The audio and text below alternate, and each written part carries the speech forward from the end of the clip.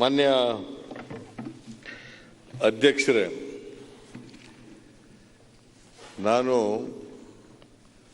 ನಿಯಮ 60 ಅಡಿನಲ್ಲಿ ಕರ್ನಾಟಕದಲ್ಲಿ ಈ ವರ್ಷ 3 ಬಾರಿ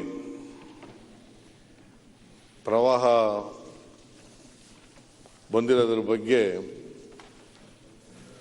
ಒಂದು ನಿಲುವಳಿ ಸೂಚನೆಯನ್ನು ತಮಗೆ ಬೆಳಿಗ್ಗೆ ಕೊಟ್ಟಿದ್ದೆ.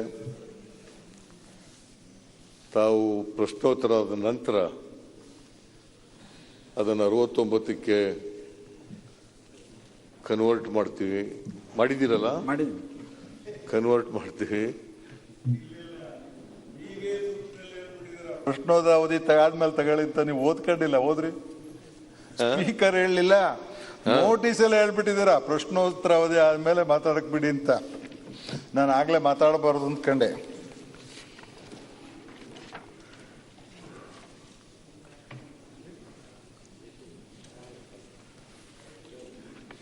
ಹೇಳಿ.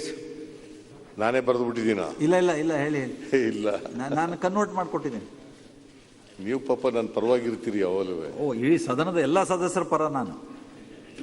ನನ್ನ ಪರ ಅಂದ್ರೆ ಬೇರೆಯವ್ರ ಪರ ವಿರುದ್ಧ ಎಲ್ಲರ ಪರವಾಗಿದ್ದೀನಿ ನಾನು. ನನ್ನ ಪರ ಅಂದ್ರೆ ಬೇರೆ ಸದಸ್ಯರ ವಿರುದ್ಧ ಅಲ್ಲ, ನನ್ನ ಪರವಾಗಿದ್ದೀರಿ ಅಂತ. ಎಲ್ಲರ ಪರವಾಗಿದ್ದೀನಿ. ಬಹಳ ಸಂತೋಷ. ಎಲ್ಲರ ಪರವಾಗಿ ಇರಲೇಬೇಕು.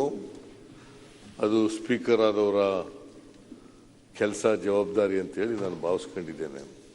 Weather it is a ruling party member or opposition party member or an independent member, ಯಾರೇ ಆಗಲಿ ಕೂಡ ಇರಬೇಕಾಗ್ತದೆ. ಅಲ್ಲಿಗೆ ಹೋದ್ಮೇಲೆ ನೀವು ತಕ್ಕಡಿ ಹಿಡ್ಕ ಕೂತ್ಕೊಳ್ಳೋದಷ್ಟೇ. ಅದಕ್ಕೆ ಮೇಲೆ ತಕ್ಕಡಿ ಇಟ್ಟಿರೋದು. ಮೊನ್ನೆ ಅಧ್ಯಕ್ಷರೇ, ಕರ್ನಾಟಕದಲ್ಲಿ ನಾವು ತಂದಿರತಕ್ಕಂಥ ನಿಲುವಳಿ ಸೂಚನೆಯನ್ನು 69ಕ್ಕೆ ಕನ್ವರ್ಟ್ ಮಾಡಿದ್ದೀರಿ. ಇದು 1.5 ಗಂಟೆಗೆ ಚರ್ಚೆ ಮಾಡಿ ಮುಗಿಸಬೇಕು, ಉತ್ತರ ಕೊಡಬೇಕು ಅಂತಕ್ಕಂಥ ವಿಷಯ ಅಲ್ಲ ಇದು. ಹಿಂದೇನೂ ಕೂಡ ನಾವು ಪ್ರಸ್ತಾಪ ಮಾಡಿದ್ದೀವಿ ಪ್ರವಾಹದ ಬಗ್ಗೆ. ಆದರೆ ಈ ಬಾರಿ ಹಿಂದೆಂದಿಗಿಂತ ದೊಡ್ಡ ಹೆಚ್ಚಿನ ರೀತಿಯಲ್ಲಿ ಪ್ರವಾಹ ಕರ್ನಾಟಕದಲ್ಲಿ ಬಂದಿದೆ. ನಿಮಗೆ 2019ನೇ ಇಸ್ವಿನಲ್ಲಿ 19-20ರಲ್ಲಿ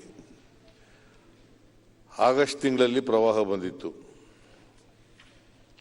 ಆಗ ಕೃಷ್ಣಾ ನದಿ ಮತ್ತು ಅದರ ಉಪನದಿಗಳು ಎಲ್ಲ ದೊಡ್ಡ ಪ್ರಮಾಣದಲ್ಲಿ ನೀರು ಹರಿದು ಹಳ್ಳಿಗಳಿಗೆಲ್ಲ ನುಗ್ಗಿ ಹಳ್ಳಿಗಳ ಜನರನ್ನೆಲ್ಲ ನಿರಾಶ್ರಿತರನ್ನಾಗಿ ಮಾಡಿ ಬಹಳ ಕಡೆಗಳಲ್ಲಿ ಅವರು ಅನೇಕ ಕಡೆಗಳಲ್ಲಿ ನೀರಿನ ಮಧ್ಯದಲ್ಲಿ ಸಿಕ್ಕಾಕೊಂಡು ಕಷ್ಟಕ್ಕೆ ಒಳಗಾಗಿ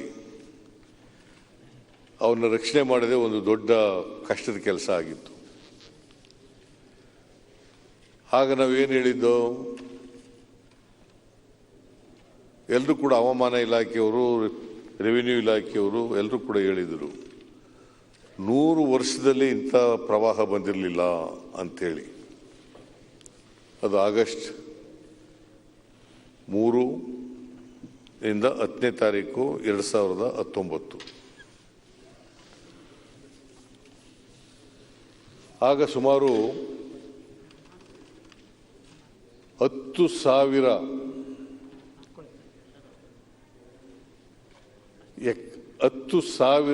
ಹೆಕ್ಟೇರ್ ಪ್ರದೇಶದಲ್ಲಿ ಬೆಳೆ ಹಾನಿ ಆಗಿತ್ತು. ಸುಮಾರು 2,47,000 ಮನೆಗಳಿಗೆ ಸಂಪೂರ್ಣ ಹಾನಿಯಾಗಿತ್ತು. ಇವರೇ ಮೆಮೊರಾಂಡಮ್ನಲ್ಲಿ ಹೇಳಿದ್ದದು. 2,47,000 ಹೆಕ್ಟೇರ್ನಲ್ಲಿ ಹಾನಿಯಾಗಿದೆ ಅಂತೇಳಿ ಮೆಮೊರಾಂಡಮ್ನಲ್ಲೇ ನಮೂದು ಮಾಡಿದರು.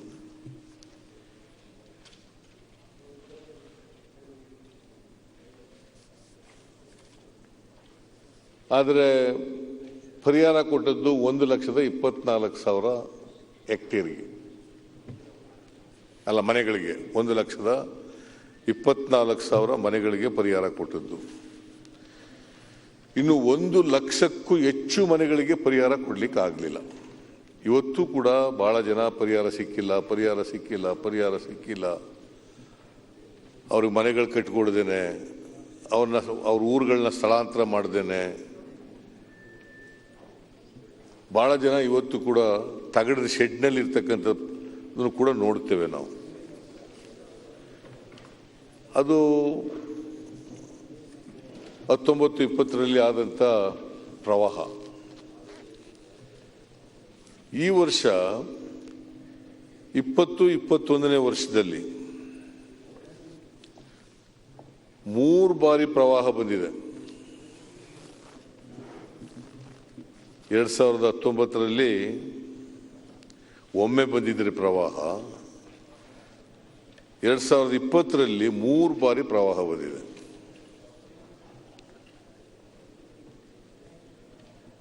ಹೋದ್ ಸಾರಿ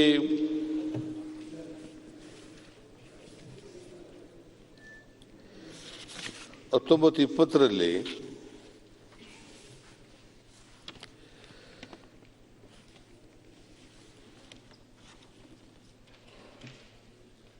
ಸುಮಾರು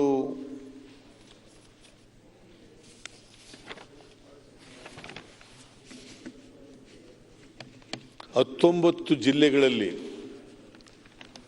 ಪ್ರವಾಹ ಬಂದು ಸುಮಾರು 123 ತಾಲೂಕುಗಳಲ್ಲಿ ಪ್ರವಾಹ ಬಂದಿತ್ತು.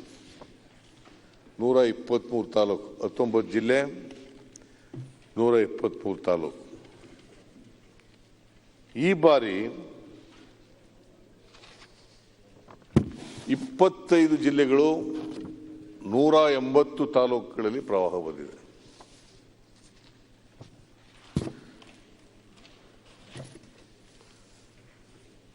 ಆಗ 10,000 ಹೆಕ್ಟೇರ್ನಲ್ಲಿ 10 ಲಕ್ಷ ಹೆಕ್ಟೇರ್ನಲ್ಲಿ ಬೆಳೆ ಹಾನಿಯಾಗಿದ್ರೆ ಈ ವರ್ಷ 21 ಲಕ್ಷ ಹೆಕ್ಟೇರ್ ಪ್ರದೇಶದಲ್ಲಿ ಬೆಳೆ ಹಾನಿಯಾಗಿದೆ. ಇದು ಇವರೇ ಮೆಮೊರಾಂಡಮ್ನಲ್ಲಿ ಹೇಳಿರ್ತಕ್ಕಂಥದ್ದು. ಆಗ 25 ಲಕ್ಷ ಎಕರೆ ಬೆಳೆ ಹಾನಿಯಾಗಿದ್ರೆ ಈ ವರ್ಷ ಸುಮಾರು 55 ಲಕ್ಷ ಎಕರೆ ಬೆಳೆ ಹಾನಿಯಾಗಿದೆ.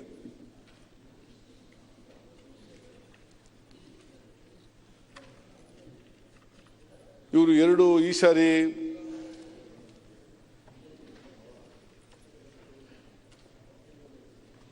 ಆಗಸ್ಟ್ 1ನೇ ತಾರೀಕಿನಿಂದ ಸೆಪ್ಟೆಂಬರ್ 15ರವರೆಗೆ ಒಂದು ಹಂತ ಪ್ರವಾಹ,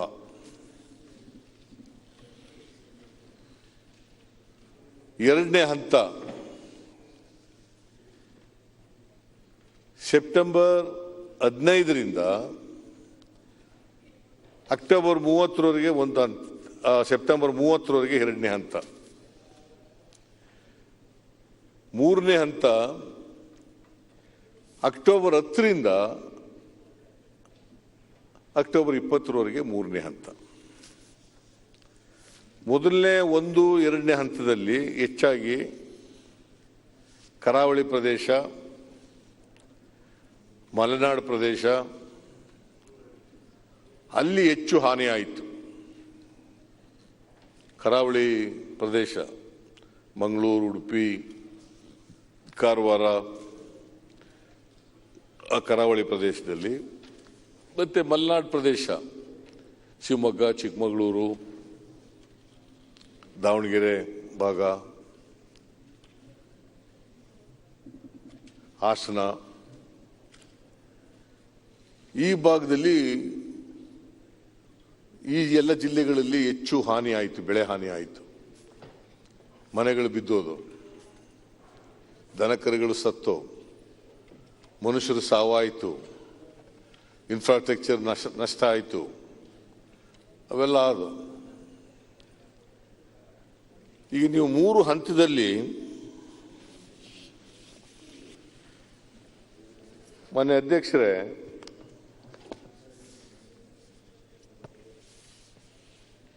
ಈ ಪ್ರವಾಹ ಬಂದು ಹೋದ್ಮೇಲೂ ಕೂಡ ಮಳೆ ನಿಲ್ಲಿಲ್ಲ.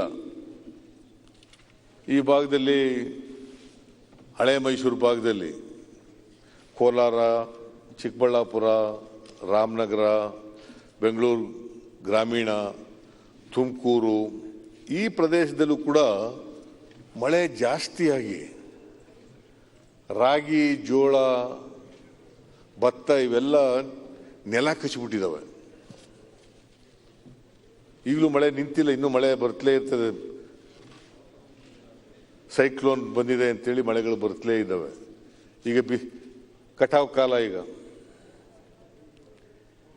ಕಟಾವು ಕಾಲದಲ್ಲಿ ಮಳೆ ಬಿದ್ದು ಬಿಟ್ರೆ ಪಾಪ 4-5 ತಿಂಗಳಿಂದ ಕಷ್ಟಪಟ್ಟು ಬೆಳೆದಿದ್ದದೆಲ್ಲ ಅರ್ಧಂಬರ್ಧ ಹೋಗ್ಬಿಡ್ತದೆ ಬೆಳೆ.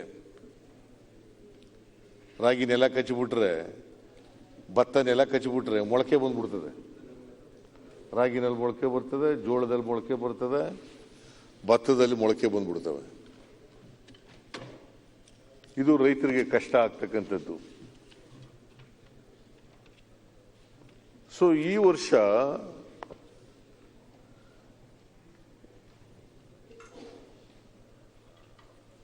ಆಗಸ್ಟ್ 15ರಿಂದ ಸೆಪ್ಟೆಂಬರ್ 15ರವರೆಗೆ ಮೊದಲನೇ ಹಂತದ ಮಳೆ ಕೃಷಿ, ತೋಟಗಾರಿಕೆ, ಪ್ಲಾಂಟೇಶನ್ ಬೆಳೆಗಳ ಸೇರಿ ಸುಮಾರು 4,02,766 ಹೆಕ್ಟೇರ್ ಪ್ರದೇಶದಲ್ಲಿ, ಅಂದರೆ 10 ಲಕ್ಷ ಎಕರೆ ಭೂಮಿಯಲ್ಲಿ ಬೆಳೆದ ಬೆಳೆಗಳು ನಾಶವಾದವು.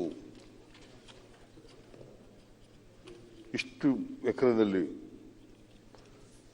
ರೈತರ ಕುಟುಂಬಗಳಿರೋದೇ 69,30,000 ಕುಟುಂಬಗಳಿರೋದು ರೈತರ ಕುಟುಂಬಗಳು.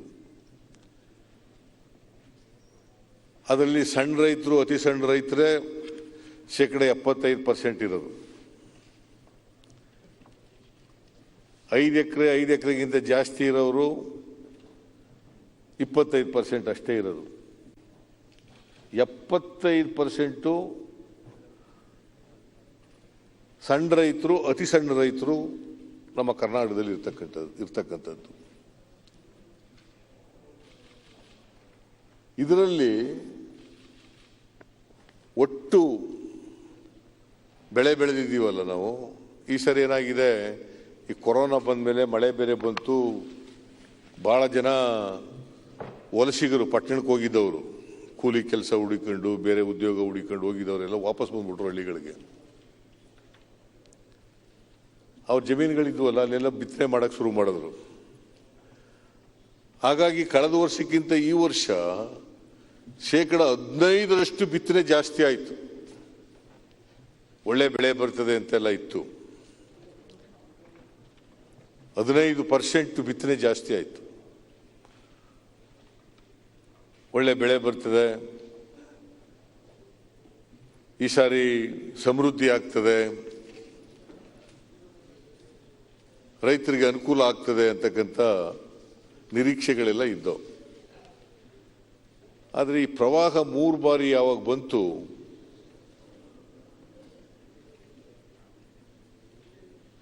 ಒಟ್ಟು ಬಿತ್ತನೆ ಮಾಡಿದ್ರಲ್ಲ, ಆ ಬಿತ್ತನೆಯಲ್ಲಿ 25% ನಷ್ಟ ಆಗ್ಬಿಡ್ತು.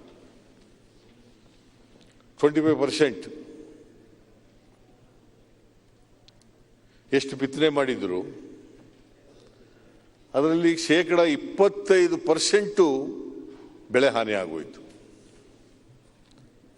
ಅದಕ್ಕೆ ನಾನು ಹೇಳಿದ್ದು, ಕಳೆದ ಸಾರಿ ಅಷ್ಟೊಂದು ದೊಡ್ಡ 100 ವರ್ಷಗಳ ಇತಿಹಾಸದಲ್ಲಿ ಬರದೇ ಇದ್ದಂಥ ಪ್ರವಾಹ ಬಂದ್ಬಿಟ್ಟು 10 ಲಕ್ಷ ಹೆಕ್ಟೇರ್ ಪ್ರದೇಶದಲ್ಲಿ ಬೆಳೆ ಹಾನಿಯಾಗಿದ್ದರೆ, ಈ ಸಾರಿ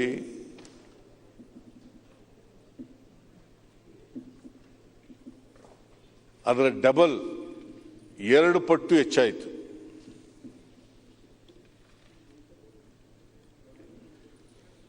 ಹಾಗಾಗಿ 55 ಲಕ್ಷ ಎಕರೆ ಪ್ರದೇಶದಲ್ಲಿ ಬೆಳೆ ಹಾನಿಯಾಗಿದೆ. 55 ಲಕ್ಷ ಎಕರೆ ಪ್ರದೇಶದಲ್ಲಿ.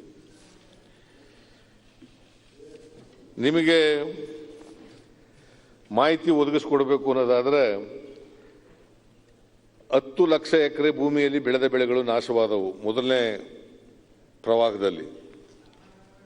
13,573 ಮನೆಗಳು ಹಾನಿಗೊಳಗಾದವು. 21,173 ಕಿಲೋಮೀಟರ್ ರಸ್ತೆ ಹಾಳಾದವು.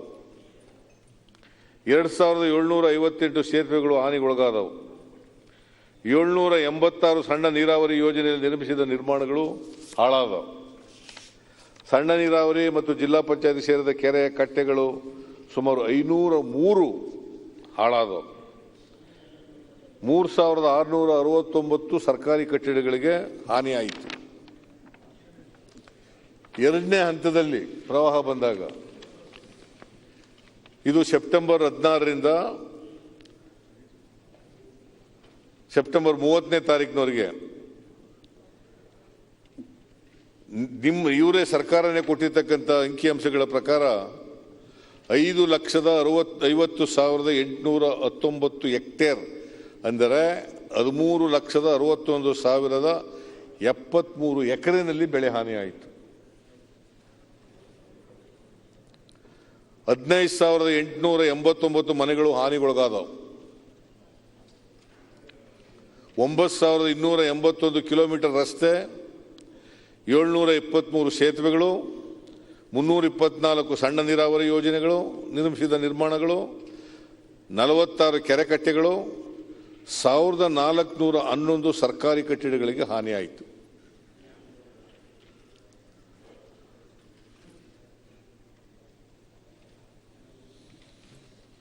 ಮೊದಲು ಮತ್ತು ಎರಡನೇ ಹಂತದಲ್ಲಿ ಮುಖ್ಯವಾಗಿ ಕರಾವಳಿ, ಮಲೆನಾಡು, ದಕ್ಷಿಣ ಕರ್ನಾಟಕ ಮತ್ತು ಉತ್ತರ ಕರ್ನಾಟಕ ಭಾಗಶಃ ಪ್ರದೇಶಗಳ ರೈತರು ತೀವ್ರ ಸಂಕಷ್ಟವನ್ನು ಅನುಭವಿಸಿದರು. ಕರಾವಳಿ ಮಲೆನಾಡಿನಲ್ಲಿ ಅಡಿಕೆ, ಕಾಫಿ, ಮೆಣಸು ಮುಂತಾದ ಬೆಳೆಗಳನ್ನು ರೈತರು ಬಹುಪಾಲು ಅವ್ರ ಬೆಳೆಗಳು ಮುಳುಗೇ ಹೋಗ್ಬಿಟ್ಟು ಅತೆಗೆ ಅವೇನು ಅವ್ರ ಕೈಗೆ ಸಿಕ್ಕಲಿಲ್ಲ.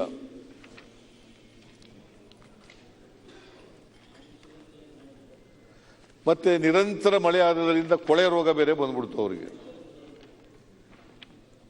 ಸೊ ಹೀಗಾಗಿ ಅಲ್ಲಿ ಭಾಗದ ರೈತರು ದೊಡ್ಡ ಅನ್ಯಾಯಕ್ಕೊಳಗಾದರು, ದೊಡ್ಡ ನಷ್ಟಕ್ಕೊಳಗಾದರು.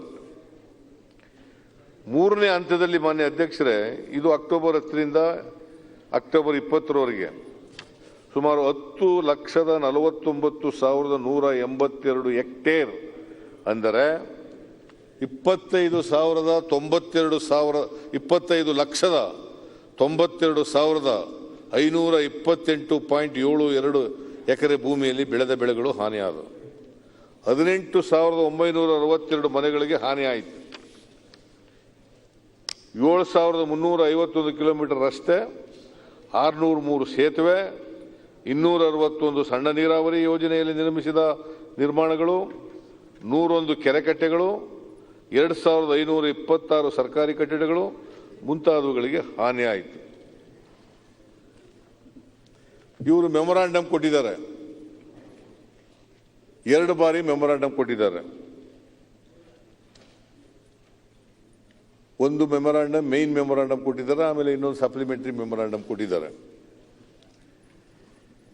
ಇವ್ರ ಪ್ರಕಾರ, ನನ್ನ ಪ್ರಕಾರ 55 ಲಕ್ಷ ಎಕರೆ, ಇವ್ರ ಪ್ರಕಾರ 49,48,237.257 ಎಕರೆ ಅಂದರೆ ಸುಮಾರು 50 ಲಕ್ಷ ಎಕರೆ.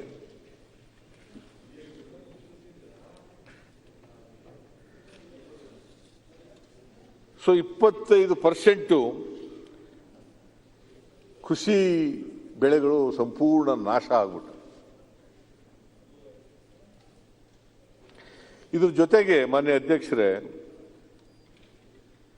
26,311 ಹೆಕ್ಟೇರ್ ಪ್ರದೇಶದಲ್ಲಿ ಭೂಮಿ ಹೂಳು ತುಂಬ್ಕೊಬಿಡ್ತು. ಹೂಳು ಶಿಲ್ಟಪ್ ಆಗ್ಬಿಡ್ತು. ಆ ಶಿಲ್ಟು ತೆಗೆದೇ ಹೋದರೆ ಅವು ಭೂಮಿ ವ್ಯವಸಾಯಕ್ಕೆ ಆಗೋದಿಲ್ಲ. ಅವು ಏನು ಕಾರಜೋಳ ಅವರೇ, ನಿದ್ದೆ ಮಾಡ್ತಾ ಇದ್ದೀರಾ? ಕೇಳ್ತಾ ಇದ್ದೀರಾ? ಓಕೆ. ಯಾಕಂದ್ರೆ ನೀವು ಒಬ್ಬರೇ ಕೂತಿರೋರು ಮುಂದ್ಗಡೆ, ನೀವು ಮಲಗ್ಬಿಟ್ರೆ ಸರ್ಕಾರ ಮೊದಲೇ ಮಲಗ್ಬಿಟ್ಟದೆ, ನೀವು ಬೇರೆ ಮಲಗ್ಬಿಟ್ರೆ ಹೆಂಗೆ? ನೀವು ಹಿಂದ್ಗಡೆ ಕೂತಿದ್ರೆ ಮುಂದ್ಗಡೆ ಸಾಲಲ್ಲ ಹೇಳದ್ದು ಅಲ್ಲ. ಮಾತಾಡಿ ನೀವು, ನಂದೇನು ತಕರಾರಿಲ್ಲ ಅಶೋಕ್. ಮುಂದ್ಗಡೆ ಲೈನ್ನಲ್ಲಿ ಯಾರೂ ಇಲ್ಲ. Deputy chief minister mister Karjol is sitting. ನೀವು ಮಲಗ್ಬಿಟ್ರೆ ಹೆಂಗಪ್ಪ? ಮೊದಲೇ ಸರ್ಕಾರ ಮಲಗಿದೆ, ನೀವು ಮಲಗ್ಬಿಟ್ರೆ ಹೆಂಗೆ? ಅಂತ ಅಷ್ಟೇ ಹೇಳಿದ್ದು ನಾನು. ನೀವು ಎಚ್ಚರವಾಗಿದ್ದರೆ ನಂದೇನು ತಕರಾರಿಲ್ಲ. ಎಚ್ಚರವಾಗಿದ್ದೀರಿ ತಾನೆ? ಓಕೆ. ಅಶೋಕನು ಎಚ್ಚರವಾಗಿರಪ್ಪ.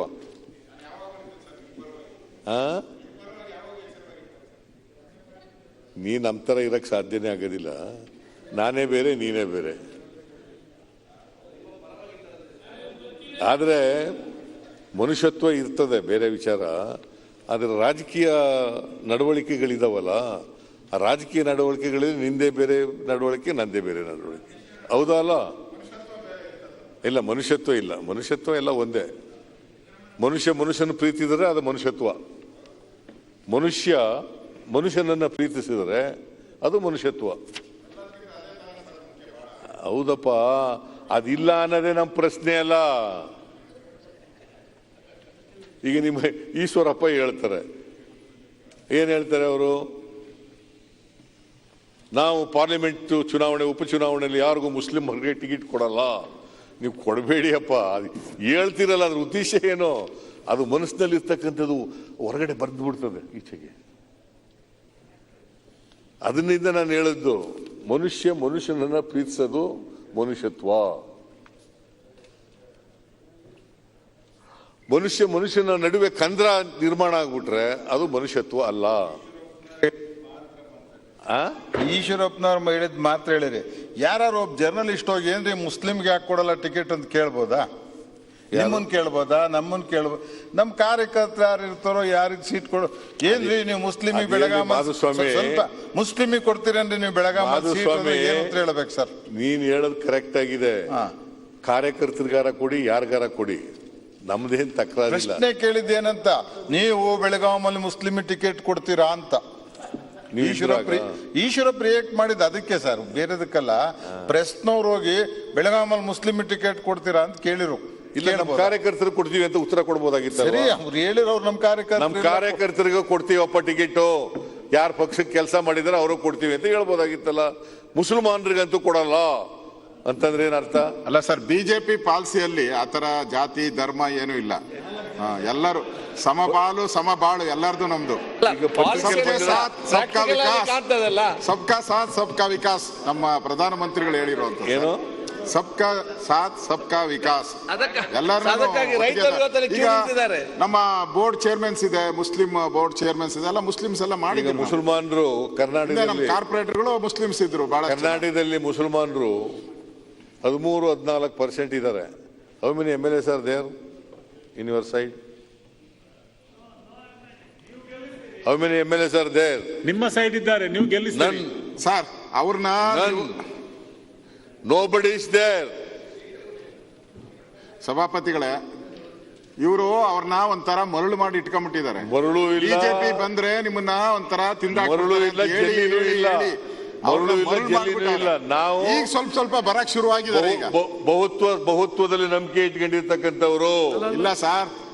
ನೀವು ಬಹುತ್ವದಲ್ಲಿ ನಂಬಿಕೆ ಇರ್ತಕ್ಕಂಥವ್ರು. ನಾವು ಸಂವಿಧಾನದ ರೀತಿಯ ನಡ್ಕೊಳ್ಳೋರು, ಸಂವಿಧಾನದ ರೀತಿಯ ನಡ್ಕೊಳ್ಳದೇ ಇರೋರು. 70 ವರ್ಷದಿಂದ ಆ ತರ ಟ್ರೀಟ್ ಮಾಡ್ಯಾರ. ನಿಮಗೆ ಇವತ್ತು ಗೊತ್ತಾಗತೈತಿ ಏನು ಮಾಮನಿಯವರೇ? ಮರಳು ಮಾಡಿ ಮುಸಲ್ಮಾನ ನೀವು ಕಾಂಗ್ರೆಸ್ ಪರ ಇಟ್ಕೊಂಡ್ರ ಅಂತಾರ.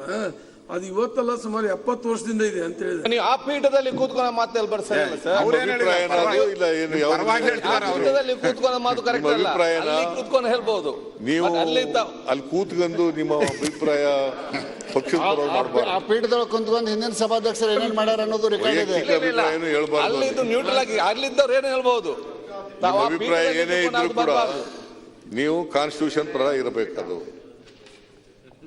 ಇಲ್ಲ, ಅವರು ಜನರಲ್ ಆಗಿ ಏನು ವಾಸ್ತವಿಕತೆ ಇದೆ ಅದನ್ನ ಹೇಳಿದಾರೆ ಅಷ್ಟೇ. ಅವ್ರ ಅಭಿಪ್ರಾಯ ಹೇಳಿಲ್ಲ. ವಾಸ್ತವವಾಗಿ ಏನು ಅಭಿಪ್ರಾಯ ಅಂತ ಹೇಳಿದ್ರು. ಏನು ಕಾಂಗ್ರೆಸ್ ಅವರು ಮುಸ್ಲಿಮರನ್ನ, ಅಲ್ಪಸಂಖ್ಯಾತರನ್ನ ಬಿಜೆಪಿ ಬಂದ್ರೆ ಏನೋ ಮಾಡ್ಬಿಡ್ತಾರೆ ಅಂತ ಭಯದ ವಾತಾವರಣ ಇದ್ದಾರೆ ಅಂತ ಹೇಳಿದ್ದಾರೆ. ನಮ್ಮಲ್ಲಿ ಕೇಂದ್ರದಲ್ಲಿ ಮಂತ್ರಿಗಳಿದ್ದಾರೆ, ಕೇಂದ್ರದಲ್ಲಿ ಮಂತ್ರಿ ಇದ್ದಾರೆ, ಸಚಿವರಿದ್ದಾರೆ, ಮುಸ್ಲಿಂ ಸಚಿವರಿದ್ದಾರೆ ನಮ್ಮಲ್ಲಿ. ಅದರಿಂದ ನಾವೇನ್ ಆತರಲ್ಲ.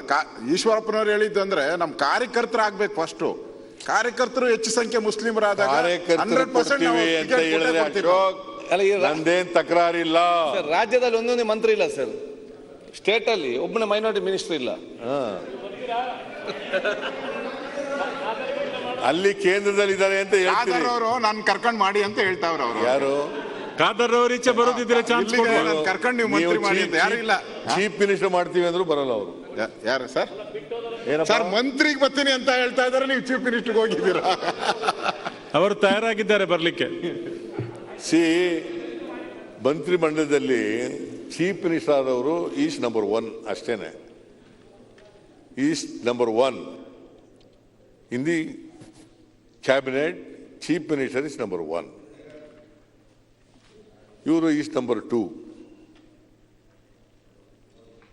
ಸೊ ಅದರಿಂದ chief minister is heading the government ಅಷ್ಟೇ. Is number 1 among the cabinet ministers. ನಾನು ಹೇಳಿದೆ ನೀವು ಕರ್ಕೊಬಂದು ನಂಬರ್ 1 ಮಾಡ್ತೀವಿ ಅಂದ್ರೂ ಕೂಡ ಅವ್ರು ಬರಲ್ಲ. ಅಷ್ಟರ ಮಟ್ಟಿಗೆ ಅವರಿಗೆ ಸೆಕ್ಯುಲರಿಸಮ್ನಲ್ಲಿ ನಂಬಿಕೆ ಇದೆ, ಅಷ್ಟರ ಮಟ್ಟಿಗೆ ಪ್ಲೂರಲ್ ಸೊಸೈಟಿನಲ್ಲಿ ನಂಬಿಕೆ ಇದೆ. ಏನಪ್ಪ? ನೀವು ಇಂಟ್ ಕೊಟ್ಟಿದ್ದೀರಲ್ಲ ಸರ್, ನಾವು ನೋಡ್ಕೊಂತೀರಿ ಬಿಡಿ, ಅದು ಮಾಡ್ತೀರಿ. ನೀವು ಇಂಟ್ ಕೊಟ್ಟಿದ್ದೀರಲ್ಲ, ನೋಡ್ತೀರಿ, ನಾಳೆಯಿಂದ ಮಾತಾಡಿಸ್ತೀರಿ. ಅದರಲ್ಲಿ ನಿಸ್ಸೀಮರು ನೀವು ಬಹಳ ನಿಸ್ಸೀಮರು. ಅದರಲ್ಲಿ ಗೊತ್ತಿದೆ ನನಗೆ ಅಶೋಕ್ ನೀ ಏನೇನ್ ಮಾಡಿದೆ ಅಂತ. ಆಪರೇಷನ್ ಕಮಲದಲ್ಲಿ ಏನೇನ್ ಮಾಡಿದ್ಯಾ ಅಂತ. ನಾನೇನು ಮಾಡಿಲ್ಲ ಸರ್. ಅಶೋಕ್ಗಿಂತ ನಿಮ್ ಸಹಾಯ ನಾವು ಮರೆಯಂಗಿಲ್ಲ. ಯಾವ್ದು? ನೀವು ಮಾಡೋ ಸಹಾಯನ ಅಶೋಕು ನಾವು ಮರೆಯಕ್ಕಾಗತ್ತೆ ಸರ್? ನೀವು ಮಾಡೋ ಸಹಾಯನ ನಾವು ಯಾವಾಗ್ಲೂ ಮರೆಯಕ್ಕಾಗಲ್ಲ. ನಾನು ಮಾಡಿದ್ಯಪ್ಪ ನಿಮ್ಗೆ? ಬಿಜೆಪಿಗೆ ಏನ್ ಮಾಡಿದ್ದೀನಿ ನಾನು? ಕೆಲವೊಂದು ಹೇಳ್ಬೇಕಾಗತ್ತೆ, ಬಿಜೆಪಿಗೆ ಏನ್ರಿ ಮಾಡಿದ್ದೀನಿ ನಾನು? ನೀವು ಹೇಳ್ಬೇಡಿ ಅಂತ ಹೇಳಿದ್ದೀರಲ್ಲ ಹೆಲ್ಪ್ ಮಾಡುವಾಗ. ತಾತ್ವಿಕವಾಗಿ ವಿರೋಧ ಮಾಡಿದ್ದೀನ ಹೊರತು ವೈಯಕ್ತಿಕವಾಗಿ ಏನು ಮಾಡಿಲ್ಲ ನಾನು ಸರ್. ದಿನ ತಾತ್ವಿಕವಾಗಿ ಸೈದ್ಧಾಂತಿಕವಾಗಿ ನಿಮ್ಗೆ ವಿರೋಧ ಅಷ್ಟೇನೆ. ಬಿಜೆಪಿಗೆ 2 ದಿನದಿಂದ ಪತ್ರಿಕೆಯಲ್ಲಿ ನಿಮ್ದೇ ಸುದ್ದಿ ಸರ್, ಡೈಲಿ ನಿಮ್ದೇ ಸುದ್ದಿ, ನೀವೇ ಕಳ್ಸಿಕೊಟ್ಟಿದ್ವಲ್ಲ ಅಂತ.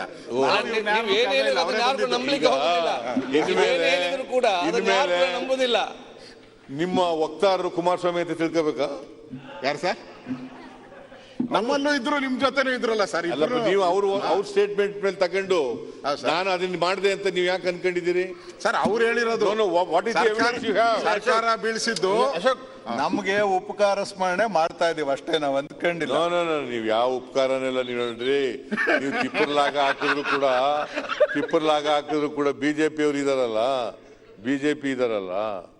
ನಮಗೆ ಯಾರಾದರೂ ರಾಜಕೀಯವಾಗಿ ಮೊದಲನೇ ವೈರಿ ಯಾರಪ್ಪ ಅಂತ ಕೇಳಿದ್ರೆ ಇಮ್ಮಿಡಿಯೇಟ್ ಆಗಿ ಉತ್ತರ ಯಾವುದು ಅಂತಂದ್ರೆ ಬಿಜೆಪಿ, RSS. ಅದ್ರ ಬಗ್ಗೆ ಸಂಶಯನೇ ಇಲ್ಲ.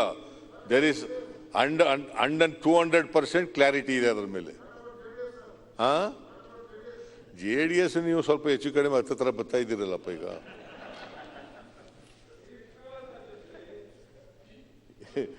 ಏನೇ ಶ್ರೀನಿವಾಸ್ ಗೌಡ ಹತ್ರ ಅನ್ನೋದಕ್ಕಿಂತ ಜೊತೆಯಲ್ಲಿ ಹೋಗಿ ಬಂದಿದ್ದೀರಿ, ನೀವು ದೂರ ಹೋಗಿದ್ದೀರಿ, ನಾವು ಇನ್ನೂ ಹಾಗೆ ಇದ್ದೀವಿ. ನಾಳೆ ಏನ್ ಪರಿಸ್ಥಿತಿ, ಅವ್ರು ನಮ್ಮ ಜೊತೆಗೆ ಬರ್ತಾರೋ, ನಾವು ಅವ್ರ ಜೊತೆಗೆ ಹೋಗ್ತೀವೋ, ಅಥವಾ ನೀವು ನಮ್ಮ ಜೊತೆಗೆ ಬರ್ತೀರೋ, ನಾವು ನಿಮ್ಮ ಜೊತೆಗೆ ಬರ್ತೀರೋ, ಇವತ್ತೇನು ಹೇಳಕ್ ಬರಲ್ಲ. ದಿನೇ ಒಂದೊಂದು ಆಗ್ತಾ ಇರ್ತದೆ, ಬರ್ತಾ ಇರ್ತವೆ ಅಂತ. ಅದಕ್ಕೆಲ್ಲ ನಾವು ಯೋಚನೆ ಮಾಡಬೇಕಾಗಿದ್ದ ಅಗತ್ಯನೂ ಇಲ್ಲ. ಇಷ್ಟು ಮಾತ್ರ ಸತ್ಯ, ನಾವು ಯಾವುದೇ ಕಾರಣಕ್ಕೆ ಬಿಜೆಪಿಯವ್ರ ಜೊತೆ ಕಾಂಪ್ರಮೈಸ್ ಮಾಡ್ಕೊಳ್ಳಲ್ಲ. ಯಾವ ಕಾರಣಕ್ಕೂ ಕೂಡ at any point of time. Sir, ಅದರ ಅವಶ್ಯಕತೆನೂ ನಮಗಿಲ್ಲ. ನಮ್ಮ ಜೊತೆ ಇದ್ಬಿಟ್ಟು ಈಗ ಅಲ್ಲಿ ಹೋಗ್ಬಿಟ್ಟು ಮಾತಾಡಿದ್ರೆ ಹೆಂಗಪ್ಪ ಮರೆಯ? ನೀವು ಹೇಳೋದ್ರಲ್ಲಿ JDS ಅವಶ್ಯಕತೆ ಇದೆ ಅಂತ ಆಯ್ತು. ನೀವು ಬಿಜೆಪಿ ಜೊತೆ ಯಾವುದೇ ಕಾರಣಕ್ಕೂ ಹೊಂದಾಣಿಕೆ ಮಾಡ್ಕೊಳ್ಳಲ್ಲ ಅಂತ ಹೇಳ್ತಾ ಇದ್ದೀರಾ. ಎಲ್ಲಿ JDS ಬಗ್ಗೆ ಮಾತಾಡ್ತಾ ಇಲ್ಲ, ಇನ್ನೂ ಹಂಗೆ ಇಟ್ಕೊಂಡಿದ್ದೀರಾ. ಈಗ ನಾವು ಇಷ್ಟೊತ್ತು ಗಂಟೆ ಮಾತಾಡೋದು ಯಾರಿಗೆ? ಮತ್ತೆ ನಮಗ್ ಮಾತ್ರ ಬಿಜೆಪಿ ಪದೇ ಬಿಜೆಪಿ ಹೇಳ್ತಾ ಇದ್ದೀರಾ ಹೊರತು JDS ಬಗ್ಗೆ ಏನು ಮಾತಾಡ್ತಾ ಇಲ್ಲ. JDS ಬಗ್ಗೆನೂ ಮಾತಾಡ್ತೀವಿ, ನಿಮ್ ಬಗ್ಗೆನೂ ಮಾತಾಡ್ತೀವಿ. ಮೊದಲು ನಿಮ್ ಬಗ್ಗೆ ಮಾತಾಡ್ಬಿಟ್ಟು ಆಮೇಲೆ ಅವ್ರ ಬಗ್ಗೆ ಮಾತಾಡೋದು. ಮೊನ್ನೆ ಅಧ್ಯಕ್ಷರೇ, ನಾನು ಎಲ್ಲಿಗೋ ಹೊರಟೋಗ್ಬಿಡ್ತು. ನಾನು ಕಾರಜೋಳ ಅವರನ್ನು ನೋಡ್ಬಿಟ್ಟು ಏನೋ ಮಾತಾಡಕ್ಕೆ ಹೋಗಿ ಅದು ಎಲ್ಲೆಲ್ಲಿಗೋ ಹೊರಟೋಗ್ಬಿಡ್ತು. ಅದು ಬಿಡಿ, ರಾಜಕಾರಣ ಒಂದೊಂದ್ಸಾರಿ ಮಾತಾಡಬೇಕಾಗತ್ತೆ. ಬಹಳ ಗಂಭೀರವಾಗಿ ಪ್ರವಾಹದ ಬಗ್ಗೆನೇ ಮಾತಾಡೋಕ್ಕಾಗಲ್ಲ. ಮಧ್ಯೆ ಸ್ವಲ್ಪ ರಾಜಕಾರಣನೂ ಕೂಡ ಮಾತಾಡಬೇಕು. ನಾವೆಲ್ಲ ರಾಜಕಾರಣಿಗಳು ಮೊದಲು. Basically we are politicians. ಅವರು ಹೇಳಿದ್ದಿಷ್ಟೇ, ಪೂರ್ವಾಶ್ರಮದ ಬಗ್ಗೆ ಟೀಕೆ ಮಾಡಲಿಲ್ಲ ಅಂತ ಹೇಳಿ. ಪೂರ್ವಾಶ್ರಮದ ಬಗ್ಗೆ ಟೀಕೆ ಮಾಡಲಿಲ್ಲ ನೀವು ಅಂತ. ಮಾಡಿದ್ದೀನಿ, ಅನೇಕ ಸಾರಿ ಮಾಡಿದ್ದೀನಿ. ಇಲ್ಲ, ಅದನ್ನ ಹೇಳಿ. ನೀವು ಮಾಡಿಲ್ಲ, ನೀವು ಗೊತ್ತಿಲ್ಲ, ನೀವು ನಮ್ಮ ಆಶ್ರಮದಲ್ಲಿ ಇದ್ದೀರಿ ಅಲ್ಲಪ್ಪ. ನೀವೆಲ್ಲ ಒಂದೇ ಆಶ್ರಮ ಅಲ್ವಾ? ನನ್ನ ಪೂರ್ವ ಬೇರೆ, ನಿಮ್ಮದು ಪೂರ್ವ ಬೇರೆ ಇದೆಯಾ? ನಮ್ಮ ಜೊತೆಲೇ ಇದ್ದವರಲ್ಲ ಇವರು. ಮಾನ್ಯ ಅಧ್ಯಕ್ಷರೇ, ನಾವು ಕಾರಜೋಳ ಅವರು ಬಹಳ ಸ್ನೇಹಿತರು, ಒಳ್ಳೆ ಸ್ನೇಹಿತರು. ನಮ್ಮ ಜೊತೆ ಇದ್ದಾಗ ಬಹಳ ಸ್ನೇಹ ನಮಗೂ ಅವ್ರಿಗೂ. ಏನು ಇಲ್ಲ ಅಂತ ಹೇಳ್ರಿ ನೋಡೋಣ. ಮತ್ತೆ ಇವತ್ತಿಗೂ ಏನು ಅದರಲ್ಲಿ ಏನು ವ್ಯತ್ಯಾಸ ಇಲ್ಲ. ಈಗಲೂ ಸ್ನೇಹನೇ, ಈಗಲೂ ಕಷ್ಟ ಸುಖ ಎಲ್ಲ ಮಾತಾಡ್ಕೊತಾ ಇರ್ತೀವಿ ಆಗಾಗ್ಗೆ. ಮೊನ್ನೆ ಅಧ್ಯಕ್ಷರೇ, 55 ಲಕ್ಷ ಎಕರೆನಲ್ಲಿ ಈ ಸರಿ ಬೆಳೆ ಹಾನಿ ಆಗಿದೆ. ಇಷ್ಟೆಲ್ಲ ಬೆಳೆ ಹಾನಿ ಆಯ್ತಲ್ಲ ಮಾನ್ಯ ಅಧ್ಯಕ್ಷರೇ, ಸುಮಾರು 1935 ಪ್ರಾಣ ಹಾನಿ ಆಗಿದೆ. 1935 ಜನರು ಪ್ರಾಣ ಕಳ್ಕೊಂಡಿದ್ದಾರೆ. 48,424 ಮನೆಗಳೇ ಹಾಳಾಗ್ಬಿಟ್ಟಿದ್ದಾವೆ.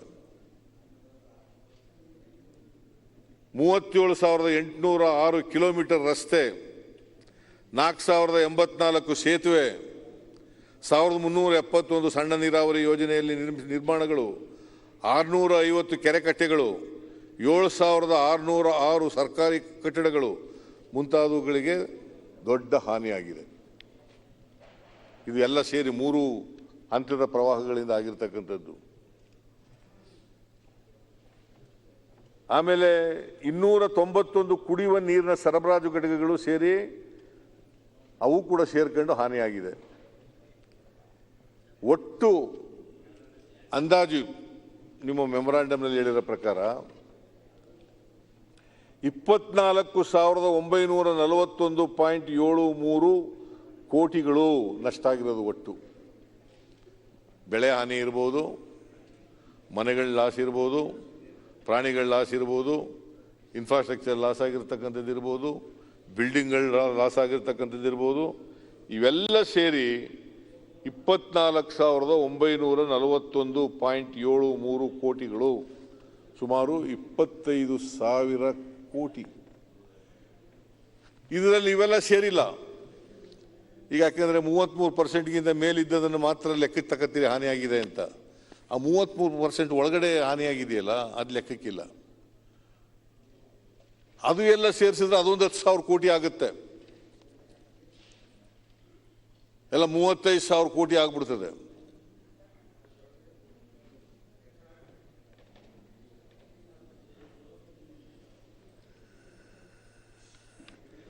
ಸೊ ಭಾಳ ಬೆಳೆಗಳೆಲ್ಲ ಹಾಳಾಗ್ಬಿಟ್ಟಿದ್ದಾವೆ. ಈರುಳ್ಳಿ, ಟೊಮೆಟೊ, ಹೆಸರು, ಉದ್ದು, ಜೋಳ, ಭತ್ತ, ಕಬ್ಬು, ಹಿಂಗೆ ತೊಗರಿ, ಮೆಣಸಿನಕಾಯಿ, ಈರುಳ್ಳಿ, ಇವೆಲ್ಲ ಬೆಳೆಗಳು, ಬೇಕಾದಷ್ಟು ಬೆಳೆಗಳೆಲ್ಲ ಹಾನಿಯಾಗಿದ್ದಾವೆ.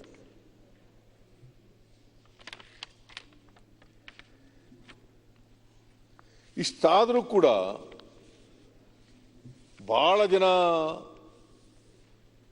ಡಿಸ್ಟ್ರಿಕ್ಟ್ ಇನ್ಚಾರ್ಜ್ ಮಿನಿಸ್ಟ್ರಿಗಳು ಆ ಪ್ರವಾಹ ಬಂದಂಥ ಸಂದರ್ಭದಲ್ಲಿ ಆಗಸ್ಟ್ನಲ್ಲಿರ್ಬೋದು, ಸೆಪ್ಟೆಂಬರ್ಲಿರ್ಬೋದು, ಅಕ್ಟೋಬರ್ನಲ್ಲಿರ್ಬೋದು, ಅಲ್ಲೋಗಿ ಜನರ ಕಣ್ಣೀರು ಒರೆಸ್ತಕ್ಕಂಥ, ಅವ್ರಿಗೆ ಸಾಂತ್ವನ ಹೇಳ್ತಕ್ಕಂಥ ಕೆಲಸ ಮಾಡಲಿಲ್ಲ ಈ ಸರ್ಕಾರ.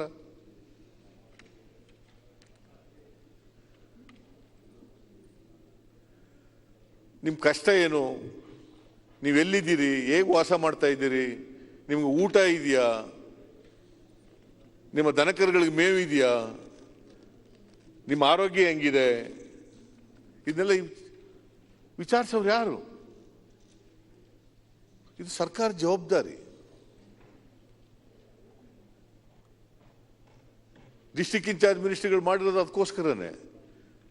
ಪ್ರತಿಯೊಬ್ಬ ಡಿಸ್ಟ್ರಿಕ್ಟ್ ಇನ್ಚಾರ್ಜ್ ಸೆಕ್ರೆಟರಿಗಳನ್ನು ಮಾಡಿದ್ದೀವಿ. ಅವರು ಹೋಗ್ಲಿಲ್ಲ, ನೀವು ಹೋಗ್ಲಿಲ್ಲ.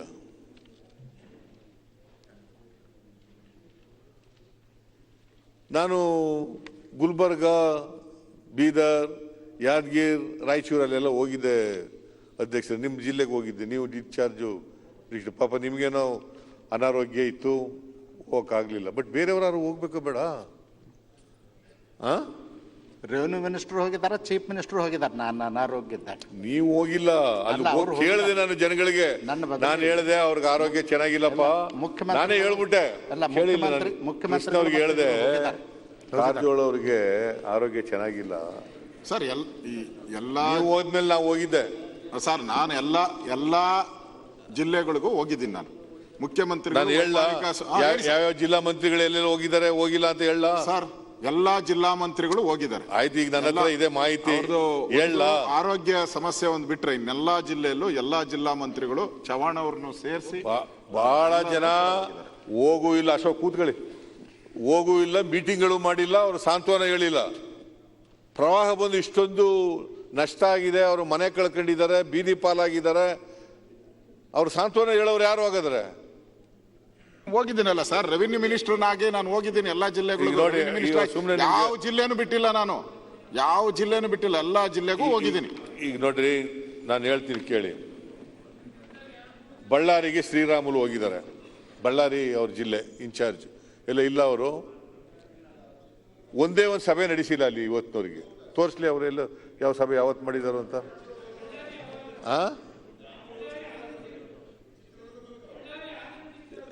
ಎರಡೂ ಇದ್ದಾವೆ. ಆಯ್ತಪ್ಪ, ಬಳ್ಳಾರಿಯಿಂದ ಬಂದವರಲ್ವ ಅವರು? ಒಂದು ಮೀಟಿಂಗ್ ಯಾರ ಮಾಡಬೇಕಲ್ಲ ಅವರು?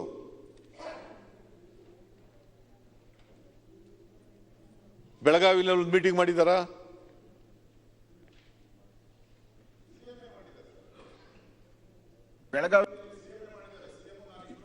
ಬೆಳಗಾವಿಯಲ್ಲಿ. ಬೀದರ್ ಜಿಲ್ಲೆಯಲ್ಲಿ ಪ್ರಭು ಚವ್ಹಾಣ್ ಇಲ್ಲೇ ಇದ್ದಾರೆ. ಎಷ್ಟು ಮೀಟಿಂಗ್ ಮಾಡಿದ್ರಿ? ಎಷ್ಟು ಹಳ್ಳಿಗಳಿಗೆ ಹೋಗಿದ್ರಿ? ಬಸವಕಲ್ಯಾಣ ಹೋಗಿದ್ದೀವಿ, ಭಾಲ್ಗಿ ಹೋಗಿದ್ದೀವಿ, ಔರಾದ್ ಹೋಗಿದ್ದೀವಿ, ಎಲ್ಲ ಕಡೆ ಹೋಗಿದ್ದೀವಿ. ಎಲ್ಲ ಹೋಗಿದ್ದೀರಾ? ಎಲ್ಲ ಮೀಟಿಂಗ್ ಮಾಡಿದ್ದೀರಾ? ಮಾಡಿದ್ದೀನಿ. ನಿಮ್ಮ ಹತ್ರ ಇದೆಯಾ ದಾಖಲಾತಿಗಳು? ಇದು ತಮ್ಮ ಶಾಸಕ ಕೇಳಿ ಸರ್, ಈಶ್ವರ್ ಕಂಟ್ರಿ ಕೇಳಿ. ದಾಖಲಾತಿ ಇದೆಯೇನ್ರಿ ಚವ್ಹಾಣ್? ಇದೇ ದಾಖಲಾತಿ, ಹೋಗಿದ್ದೀವಿ, ಮೀಟಿಂಗ್ ಮಾಡಿದ್ದೀವಿ. ನೋಡೋಣ, ಕೊಡಿ ಆಮೇಲೆ ಉತ್ತರ ಕೊಡುವಾಗ.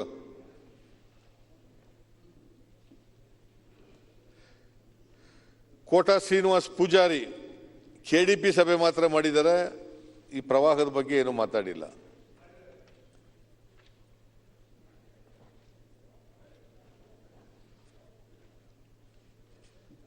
ಜಗದೀಶ್ ಶೆಟ್ಟು ಧಾರವಾಡ, ಅವರು ಕೂಡ ಸಭೆ ಮಾಡೋದ್ರ ಬಗ್ಗೆ ಏನೂ ಇಲ್ಲ. ಗೋಪಾಲಯ್ಯನವರು ಎಲ್ಲ ಗೋಪಾಲ ಇಲ್ಲೇ ಇದ್ದಾರೆ. ಇವರು 4/8/20 ಒಂದ್ಸಾರಿ ಹೋಗಿದ್ದಾರೆ, 7/8/20 ಹೋಗಿದ್ದಾರೆ, 20/8/2020 ಹೋಗಿದ್ದಾರೆ. ಒಂದು 30 ಬಾರಿ ಹಾಸನ ಜಿಲ್ಲೆಗೆ ಹೋಗಿದ್ದೀನಿ. ಎಲ್ಲಾ MLA ಜೊತೆ ನೀವೆಲ್ಲ ಹೋಗಿದ್ದೆಲ್ಲ ಬರೀ ಕೊರೋನಾ ಸಂಬಂಧಪಟ್ಟಾಗೆ, ಪ್ರವಾಹ ಸಂಬಂಧಪಟ್ಟಾಗ ಹೋಗಿಲ್ಲ. ಇಲ್ಲ, ಹೋಗಿದ್ದೀನಿ ಸರ್. ಕುಮಾರಸ್ವಾಮಿ ಅವರು ಇದ್ದಾರೆ, ಅವ್ರನ್ನ ಕರ್ಕೊಂಡು, ಕುಮಾರಸ್ವಾಮಿ ಅವ್ರನ್ನ ಕರ್ಕೊಂಡು ಹೋಗಿ ಅಲ್ಲಿ ಒಬ್ರು ತೀರೋಗಿರ್ತಕ್ಕಂಥ ಇದಕ್ಕೆ ಚೆಕ್ ಕೊಡಿಸಿದೀವಿ. ತಕ್ಷಣ ತಿರ್ಗಿ ಅವತ್ತು ಸಂಜೆನೆ ರೆವಿನ್ಯೂ ಮಿನಿಸ್ಟರ್ ಬಂದು ಅವ್ರ ಜೊತೆ ಎಲ್ಲೆಲ್ಲ ಹಾನಿ ಆಗಿತ್ತು ಅಲ್ಲಿ ಕರ್ಕೊಂಡು ಹೋಗಿದ್ದೀವಿ. ಆಮೇಲೆ CT ರವಿ ಯಾರು ಅವರು ಪ್ರವಾಸ ಮಾಡಿದ್ದಾರೆ, ಮೀಟಿಂಗ್ ಮಾಡಿಲ್ಲ. ಸೋಮಣ್ಣ ಕೊಡಗು ಅವರು 20ನೇ ತಾರೀಕು ಅಲ್ಲ 8ನೇ ಆಗಸ್ಟ್ನಲ್ಲಿ ಒಂದ್ಸಾರಿ ಹೋಗವ್ರೆ ಕೊಡಗಿಗೆ. ಆಮೇಲೆ ತಲಕಾವೇರಿ ತೀರ್ಥೋದ್ಭವದಲ್ಲಿ ಒಂದ್ಸಾರಿ ಹೋಗಿದ್ದಾರೆ, ದಸರಾ ಸಂಬಂಧ ಹೋಗಿದ್ದಾರೆ.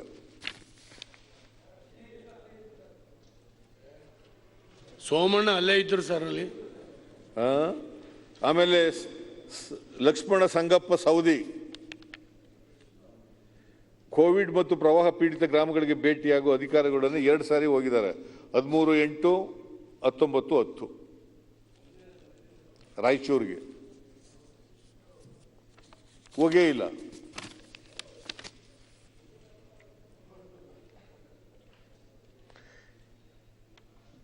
ಇವರು ಪ್ರಭು ಚವ್ಹಾಣ್ ಯಾದಗಿರಿಗೂ ನೀವೇ ಇನ್ಚಾರ್ಜು, ಅಲ್ಲಿ ಒಂದೇ ಸಾರಿ ಹೋಗಿದ್ದೀರಿ.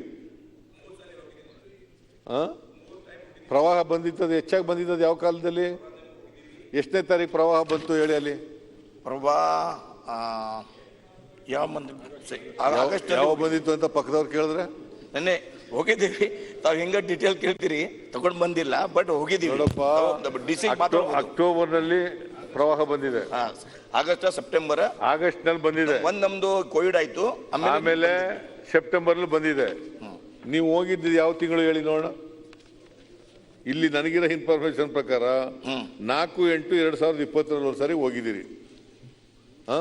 ಅದಾದ್ಮೇಲೆ ಮತ್ತೆ ಹೋಗೇ ಇಲ್ಲ. ಇನ್ನು ಪ್ರವಾಹ ಬಂದಿರಲಿಲ್ಲ ನೀವು ಹೋಗಿದಾಗ. ಯಾವ ಟೈಮ್ ಹೋಗಿದ್ದೀವಿ ಪ್ರವಾಹ ಬಗ್ಗೆ. ಸೊ ಇದೆಲ್ಲ ನೋಡಿದಾಗ ಸರ್ಕಾರ ಇದೆಯೋ ಇಲ್ವೋ ಅಂತಕ್ಕಂಥದ್ದು ಉದ್ಭವ ಆಗುತ್ತೆ ಇಲ್ಲ. ಅವ್ರ ಕಷ್ಟ ಸುಖಗಳಿಗೆ ಸ್ಪಂದಿಸದೆ ಹೋದ್ರೆ ಸರ್ಕಾರ ಇದೆಯಾ ಇಲ್ವಾ ಅಂತಕ್ಕಂಥ ಪ್ರಶ್ನೆ ಉದ್ಭವ ಆಗ್ತದ ಇಲ್ವೋ.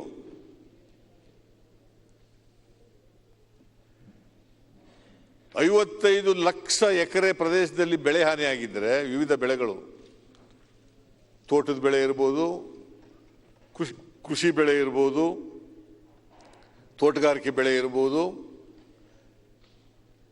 ಇವೆಲ್ಲ ಸೇರಿದ್ರೆ ಈಗಾಗಲೇ ನಾನು ಹೇಳಿದಾಗೆ 24,921 ಕೋಟಿ 24,941 ಕೋಟಿ ಇದು ನಿಜವಾಗಿ ವಾಸ್ತವಿಕವಾಗಿ ಹಾನಿಯಾಗಿರ್ತಕ್ಕಂಥದ್ದು.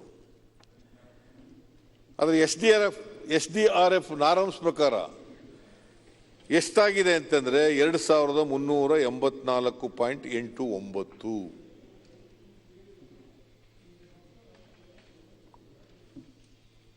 ನೀವು ಮೆಮೊರಾಂಡಮ್ನಲ್ಲಿ ಹೇಳಿರೋದು ಇಷ್ಟು.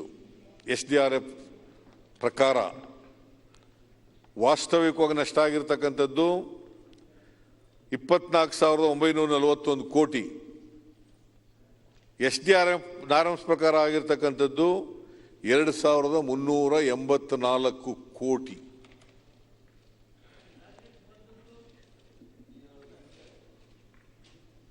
ಕೇಂದ್ರ ಸರ್ಕಾರ ಹಿಂದೆ 19-20 ಪ್ರವಾಹ ಬಂದಾಗ ನೀವೇ ಮೆಮೊರಾಂಡಮ್ ಕೊಟ್ಟಿದ್ದೀರಿ. ಎಷ್ಟಕ್ಕೆ? 35,500 ಕೋಟಿಗೆ, 35,000 ಕೋಟಿಗೆ. ಅದು ಕೇಂದ್ರ ಕೊಟ್ಟಷ್ಟು ದುಡ್ಡು ಎಷ್ಟು ಕೊಡ್ತು ನಿಮಗೆ ಕಳೆದ ವರ್ಷ? 1,652 ಕೋಟಿ. ಈ ವರ್ಷ ಎಷ್ಟು ಕೊಟ್ಟಿದೆ? 577 ಕೋಟಿ. SDRF ನಾರ್ಮ್ಸ್ ಪ್ರಕಾರ ಆಗಿರೋದು ಎಷ್ಟು? 2,384 ಕೋಟಿ. ನಿಮಗೆ ಬಂದಿರೋದು ಎಷ್ಟು?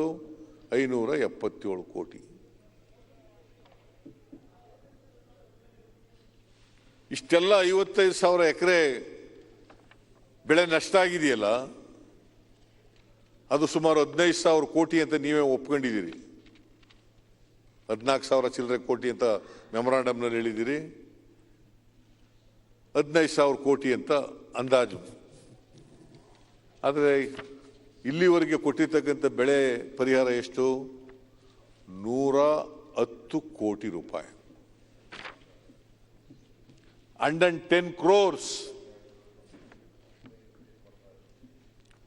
14,000 ಕೋಟಿ ನಷ್ಟ ಆಗಿದೆ, ಕೊಟ್ಟಿರೋದು 110 ಕೋಟಿ. ಎಲ್ರಿಗೂ ಕೊಟ್ಬಿಟ್ಟಿದ್ದೀವಿ ನಾವು ಪರಿಹಾರನ. ಮನೆಗಳು ಸುಮಾರು 50,000 ಮನೆಗಳು ನಷ್ಟ ಆಗಿದ್ದಾವೆ. 1 ರೂಪಾಯಿ ಇವತ್ತಿನವರೆಗೆ ಬಿಡುಗಡೆ ಮಾಡಿಲ್ಲ ನೀವು. Not A single rupee from August till today. 1 ರೂಪಾಯಿ ಬಿಡುಗಡೆ ಮಾಡಿಲ್ಲ. ಇನ್ಫ್ರಾಸ್ಟ್ರಕ್ಚರ್ಗೆ ಬಿಡುಗಡೆ ಮಾಡಿಲ್ಲ, ರಸ್ತೆಗಳಿಗೆ ಬಿಡುಗಡೆ ಮಾಡಿಲ್ಲ. 577 ಕೋಟಿ ರೂಪಾಯಿನಲ್ಲಿ ಯಾರ್ಯಾರು ಕೊಟ್ಟಿದ್ದೀರಿ ಗೊತ್ತಿಲ್ಲ ಇವತ್ತಿನವರಿಗೆ. ನೀವು ಉತ್ತರ ಕೊಡೋವಾಗ ಲೆಕ್ಕ ಕೊಡಬೇಕು ಅದನ್ನು, ನೀವೆಷ್ಟು ಖರ್ಚು ಮಾಡಿದ್ದೀರಿ ಅಂತ.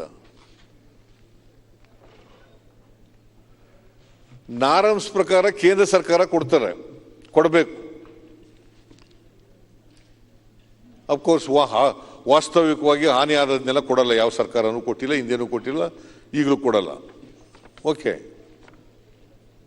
ಹಾಗಂತ ಕೊಡಬಾರದು ಅಂತ ಇಲ್ಲ. There is no bar. ಕೊಡಬಾರದು ಅಂತಿಲ್ಲ, ಕೊಡಬಹುದು ಹೆಚ್ಚಾಗಿ.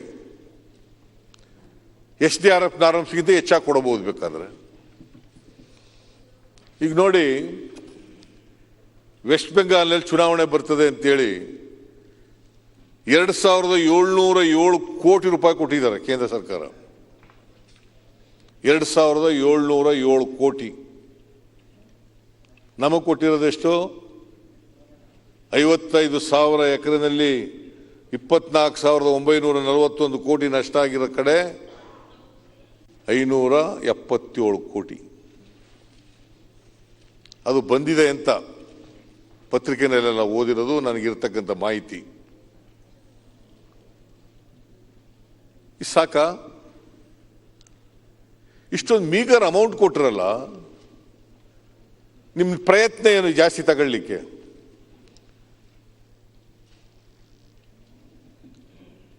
ಯಡಿಯೂರಪ್ಪನವ್ರು ಹೇಳಿದ್ರು 10,000 ಕೋಟಿ ಕೇಳ್ತೀವಿ, ತಕ್ಷಣಕ್ಕೆ 10,000 ಕೋಟಿ ಕೇಳ್ತೀವಿ ಅಂತ.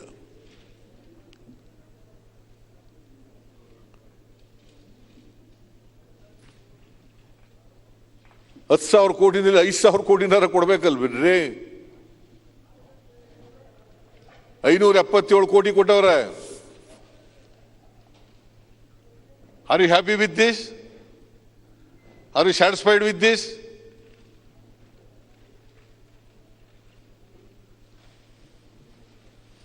ರೈತರ ಸಮಸ್ಯೆಯನ್ನು ಹೆಂಗೆ ಯಾರು ಬಗೆಹರಿಸೋರು? ಹಾಗಾದ್ರೆ ನಿಮ್ಮ ಹತ್ರ ದುಡ್ಡಿಲ್ಲ,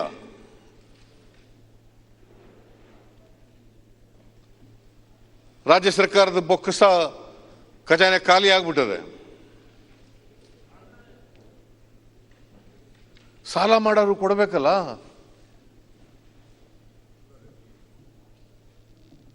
ಹೆಂಗೂ ಸಾಲ ಮಾಡ್ತಾ ಇದ್ದೀರಿ. ಬಜೆಟ್ನಲ್ಲಿ ಹೇಳಿದಿರಿ 52,000 ಕೋಟಿ ಸಾಲ ತಗೋತೀವಿ ಅಂತ. ಆಮೇಲೆ ಫಿಸ್ಕಲ್ ರೆಸ್ಪಾನ್ಸಿಬಿಲಿಟಿ ಆಕ್ಟ್ ನ ಅಮೆಂಡ್ಮೆಂಟ್ ಮಾಡ್ಕೊಂಡು ಮತ್ತೆ 30,000 ಕೋಟಿ ತಗೋತೀವಿ ಅಂತ ಹೇಳಿದ್ರಿ. ಒಟ್ಟು ಈ ವರ್ಷ ಸಾಲ ಎಷ್ಟಾಯ್ತಪ್ಪ? 82,000 ಕೋಟಿ. ಬಹುಶಃ ಅದಕ್ಕಿಂತ ಹೆಚ್ಚಾಗಿ ತಗೋಬಹುದು ನೀವು.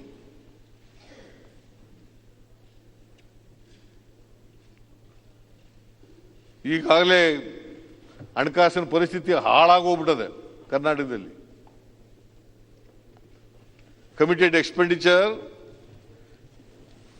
has gone up to 92% of the revenue expenditure. 92%.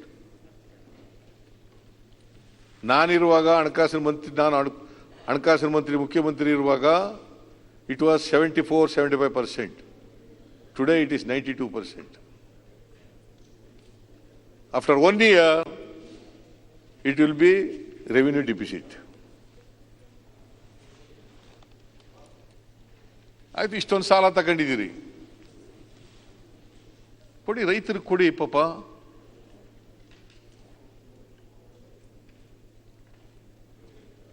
ನಾನು ಹೇಳಿದೆ ಮಿತವ್ಯಯ ಮಾಡ್ರಿ ಅಂತ. ಎಲ್ಲರೂ ಮಾಡಿದ್ದೀರಾ? ಈಗ ಇಷ್ಟೊಂದೆಲ್ಲ ಕಷ್ಟ ಕಾಲ ಬಂದಿರುವಾಗ ಬೋರ್ಡ್ ಕಾರ್ಪೊರೇಷನ್ಗಳನ್ನ ನೇಮಕ ಮಾಡಿದ್ದೀರಿ, ಚೇರ್ಮನ್ಗಳನ್ನ. ಅವ್ರಿಗೆ ಕಾರು, ಅವ್ರಿಗೆ ಆಫೀಸು, ಅವ್ರ ಸಿಬ್ಬಂದಿ. ಎಲ್ಲಿ ನೀವು ಆಸ್ಟೆರಿಟಿ ಮೆಜರ್ಸ್ ಎಲ್ಲಿ ಮಾಡಿದ್ದೀರಿ?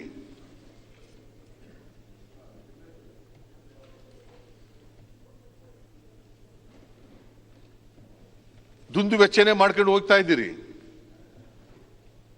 ಇದು ರೈತರಿಗೆ ನಷ್ಟ ಆಗಿರೋ, ರೈತರಿಗೆ ಕೊಟ್ಟಿರೋ ದುಂದು ವೆಚ್ಚ ಆಗಲ್ಲ.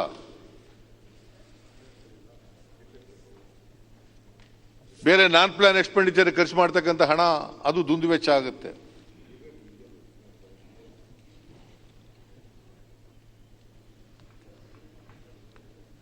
ಇದನ್ನ ಯು ಹ್ಯಾವ್ ಟು ಅಂಡರ್ಸ್ಟ್ಯಾಂಡ್.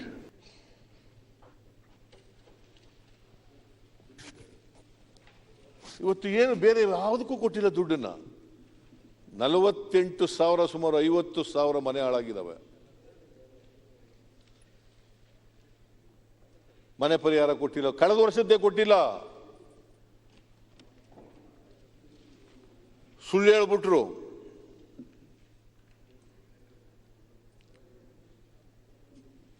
ಇವರು ಏನ್ ಹೇಳಿದ್ರು ಮೆಮೊರಾಂಡಮ್ನಲ್ಲಿ?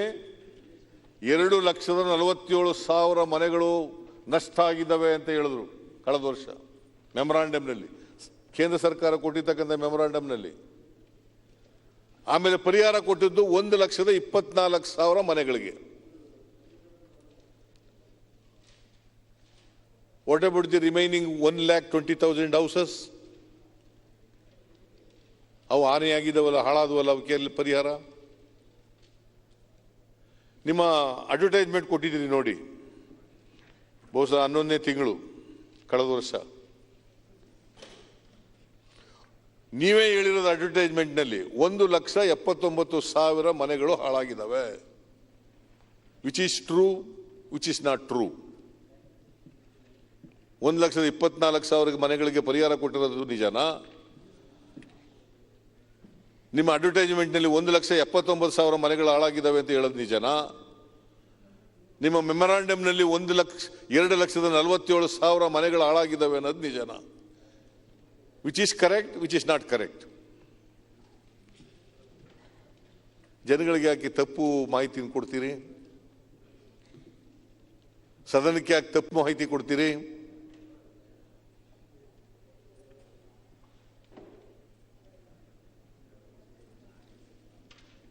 Is it not going to be a breach of privilege of this house?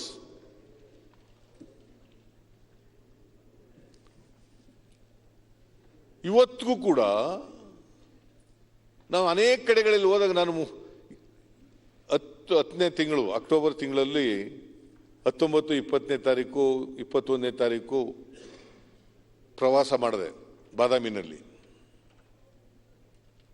ಎಲ್ಲ ಕಡೆ ಹೇಳ್ತಾರೆ, ನಾವು ಮನೆಗೆ ದುಡ್ಡು ಬಂದಿಲ್ಲ ಸ್ವಾಮಿ, ಮನೆಗೆ ದುಡ್ಡು ಬಂದಿಲ್ಲ, ಮನೆಗೆ ದುಡ್ಡು ಬಂದಿಲ್ಲ ಅಂತ. ಅನೇಕ ಊರುಗಳನ್ನ ಶಿಫ್ಟ್ ಮಾಡ್ತೀವಿ ಅಂತ, ಶಿಫ್ಟ್ ಮಾಡಬೇಕು ಅಂತ ರೈತರು ಗೋಗರದರು.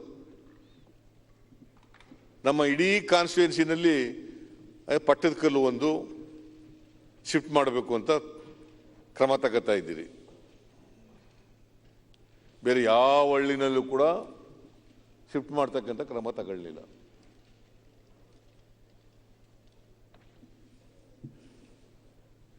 ಇದು ರೈತರಿಗೆ, ಸಾಮಾನ್ಯ ಜನರಿಗೆ ಮಾಡ್ತಕ್ಕಂಥ ಅನ್ಯಾಯ ಅಲ್ವಾ? ಆ ಜನರಿಗೆ ಮಾಡ್ತಕ್ಕಂಥ ದ್ರೋಹ ಅಲ್ವಾ?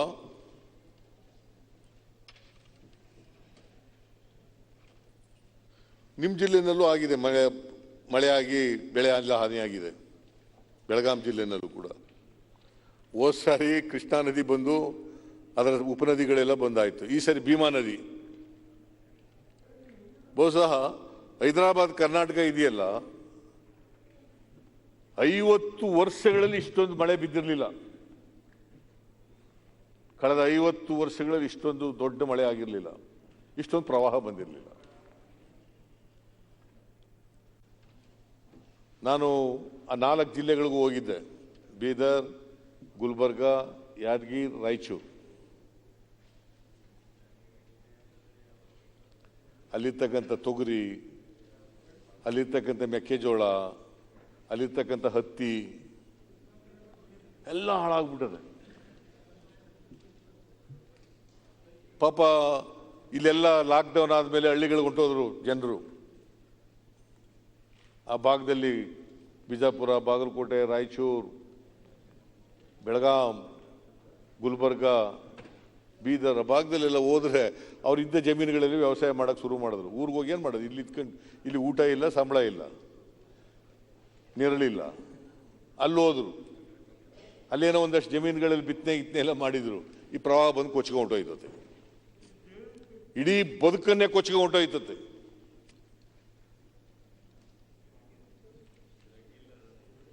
ಇಷ್ಟೊಂದು ಕೆಟ್ಟ ಪರಿಸ್ಥಿತಿ ಯಾವ ಕಾಲದಲ್ಲೂ ಕೂಡ ಬಂದಿರಲಿಲ್ಲ ಕರ್ನಾಟಕದಲ್ಲಿ.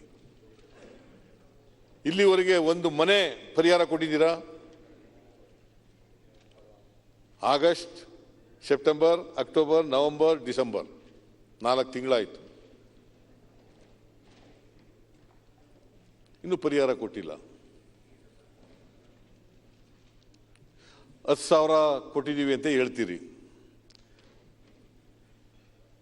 10,000 ಎಲ್ರಿಗೂ ಸಿಕ್ಕಿಲ್ಲ. ಆದರೆ ನಿಮ್ಮ ಯಡಿಯೂರಪ್ಪನವರು ಅದನ್ನ ನೀವು ನೋಡಬೇಕು, ಪತ್ರಿಕೆನ, ಹಿಂದೂ ಪತ್ರಿಕೆ ಓದಿ ನೋಡಿ. ಹಿಂದೂ ಪತ್ರಿಕೆಯಲ್ಲಿ ಈ ಅಶೋಕ ಒಂದು ಕಡೆ ಕರ್ಕೊಂಡು ಹೋಗಿದ್ದಾರೆ, ಮಳೆ ಬಿದ್ದುಬಿಟ್ಟು ಬೆಂಗಳೂರು ನಗರದಲ್ಲಿ. ಯಾರ ಮನೆಗೆ ನೀರು ನುಗ್ಗಿದೆ, ಮನೆ ಹಾನಿಯಾಗಿದೆ, ಅವರಿಗೆ 25,000 ಕೊಡ್ತೀನಿ ಅಂತ ಹೇಳಿದ್ದಾರೆ. ನೀವು ಇಲ್ಲಿ ಯಾಕೆ ಹಳ್ಳಿಯವರಿಗೆ 20,000? Why not 25,000 to village people also? ಯಡಿಯೂರಪ್ಪನವ್ರು ಘೋಷಣೆ ಮಾಡಿರೋದು ಬೆಂಗಳೂರು ನಗರದಲ್ಲಿ. ಏನು ಅವ್ರು ಮಾತ್ರ ಮನುಷ್ಯರು, ಇವ್ರು ಮನುಷ್ಯರಲ್ವಾ? ಅವ್ರಿಗೆ 25,000 ಕೊಡ್ತೀವಿ ಒಂದು ಮನೆಗೆ, ಒಂದು ಕುಟುಂಬಕ್ಕೆ. ಇಲ್ಲಿ 10,000 ಕೊಡ್ತೀವಿ. 10,000 ಕೂಡ ಸರಿಯಾಗಿ ಕೊಟ್ಟಿಲ್ಲ.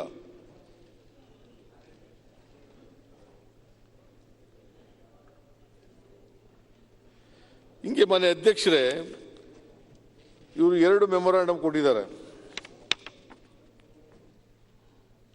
ಒಂದು ಮೆಮೊರಾಂಡಮ್ನಲ್ಲಿ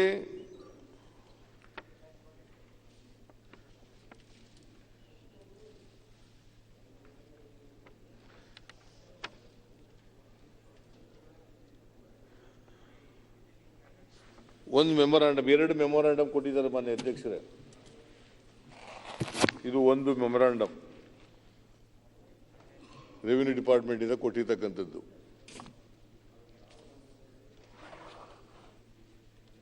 ಆಗಸ್ಟ್ 2020 ಕೊಟ್ಟಿರ್ತಕ್ಕಂಥದ್ದು ಇದು.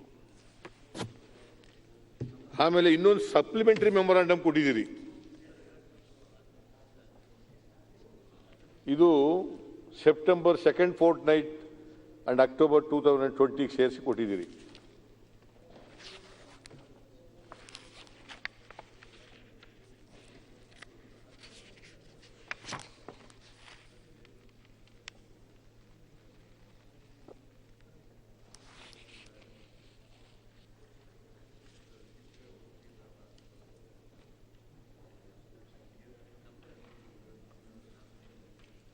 ಸೊ ಇಷ್ಟೆಲ್ಲ ಕೊಟ್ಟ ಮೇಲೂ ಕೂಡ ಕೇಂದ್ರ ಸರ್ಕಾರದವರು ಅಧಿಕಾರಿಗಳು ಬಂದರು, ನೋಡಿದ್ರು, ಅವರು ಏನೋ ಒಂದು ರಿಪೋರ್ಟ್ ಕೊಟ್ಟರು, ನಿಮ್ಗೆ 577 ಕೋಟಿ ಕೊಟ್ಬಿಟ್ರು, ಕೈ ತೊಳ್ಕ ಕೂತ್ಕೊಬಿಟ್ರು. ಕರ್ನಾಟಕದಲ್ಲಿ ನಿಮಗೆ 25 ಜನ MP ಗಳನ್ನು ಗೆಲ್ಲಿಸ್ಕೊಟ್ರಲ್ಲ, ಒಂದು ದಿನ ಆದ್ರೂ ನಿಮ್ಮ ಮುಖ್ಯಮಂತ್ರಿಗಳು 25 ಜನರನ್ನು MP ಕರ್ಕೊಂಡು ಪ್ರಧಾನಮಂತ್ರಿಗಳು ಭೇಟಿ ಮಾಡಿ, ಹೋಮ್ ಮಿನಿಸ್ಟರ್ ಭೇಟಿ ಮಾಡಿ, ಅಗ್ರಿಕಲ್ಚರ್ ಮಿನಿಸ್ಟರ್ ಭೇಟಿ ಮಾಡಿ, ರೆವಿನ್ಯೂ ಮಿನಿಸ್ಟರ್ ಭೇಟಿ ಮಾಡಿ,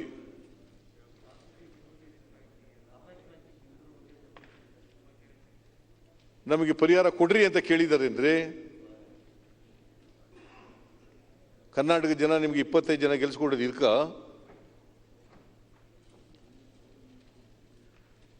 ಕಳೆದ ವರ್ಷನೂ ಕೇಳಲಿಲ್ಲ, ಈ ವರ್ಷನೂ ಕೇಳಲಿಲ್ಲ. ಹೋದ ವರ್ಷ 35,000 ಕೋಟಿಗೆ 1,652 ಕೋಟಿ ಕೊಟ್ಟರು. ಈ ವರ್ಷ 24,941 ಕೋಟಿಗೆ 577 ಕೋಟಿ ಕೊಟ್ಟರು. ಎಲ್ಲರೂ ಬಂದು ನಿಮ್ಮ ಪ್ರೈಮ್ ಮಿನಿಸ್ಟರ್ ಬಂದು ನೋಡಿದ್ರ ಪ್ರವಾಹ ಪೀಡಿತ ಪ್ರದೇಶಗಳಿಗೆ? ಕಳೆದ ವರ್ಷನೇ ಬರಲಿಲ್ಲ, ಈ ವರ್ಷ ಅಂತೂ ಕ್ಯಾರೆ ಅಂದಿಲ್ಲ. ಏನ್ ಹೇಳ್ತಾರೆ, ಈ ಪ್ರವಾಹಕ್ಕೆಲ್ಲ ಹಣ ಖರ್ಚು ಮಾಡಿದೀವಿ, ಅಭಿವೃದ್ಧಿಗೆ ದುಡ್ಡಿಲ್ಲ ಅಂತ ಹೇಳ್ತಾರೆ. ಹಾಸಲನೂ ಕೂಡ ಸನ್ಮಾನ್ಯ ಅಧ್ಯಕ್ಷರೇ, ಹಾಸಲ 35,000 ಕೋಟಿ, 1 ಲಕ್ಷ ಕೋಟಿಗಿಂತ ಜಾಸ್ತಿ ಹಾನಿಯಾಗಿತ್ತು. NDRF ನಾರ್ಮ್ಸ್ ಪ್ರಕಾರ ಅದು 35,000 ಕೋಟಿ ಆಗಿರುವಂಥದ್ದು. ಅದರಲ್ಲಿ 1,600 ಕೋಟಿ ಖರ್ಚು. ಈ ವರ್ಷ ಅದೇ ಹಣೆ ಬರ. ಮತ್ತೆ ಕೇಳಿದ್ರೆ ಪ್ರವಾಹ ಬಂತು, ಹೀಗಾಗಿ ನಮ್ಮ ಸರ್ಕಾರದಲ್ಲಿ ಪ್ರವಾಹಕ್ಕೆಲ್ಲ ದುಡ್ಡು ಖರ್ಚಾಗ್ಬಿಟ್ಟಿದೆ, ನಮ್ಮ ಹತ್ರ ಅಭಿವೃದ್ಧಿ ಹಣ ಇಲ್ಲ ಅಂತ ಹೇಳ್ತಾರೆ. ಇದು ನಡ್ಕೊಂಡ್ಬಂದ ದಾರಿ. ಇದು ದುಡ್ಡೇ ಕೊಟ್ಟಿಲ್ಲ. ಆ ಸಲನೂ ಕೊಟ್ಟು ಪ್ರವಾಹ ಬಂದಾಗ ಕೊಟ್ಟಿಲ್ಲ, ಈ ಸಲ ಬಂದಾಗ ಕೊಟ್ಟಿಲ್ಲ. ಸರ್ ಆಯ್ತಾ?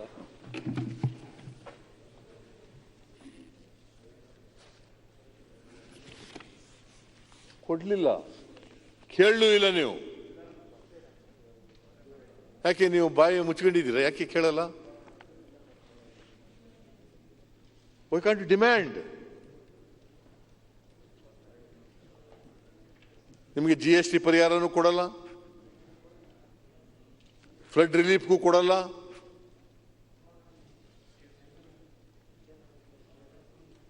ಗ್ರಾಂಟ್ ಇನ್ ಏಡ್ಗೂ ಅವಕ್ಕೂ ಕೊಡಲ್ಲ. ಮತ್ತು ಕೇಂದ್ರ ಸರ್ಕಾರ ಅಂದ್ರೆ ಏನು? ನಮ್ಮ ರಾಜ್ಯದ ತೆರಿಗೆ ಎಲ್ಲ ಕೊಡಲ್ವ ಅವರಿಗೆ?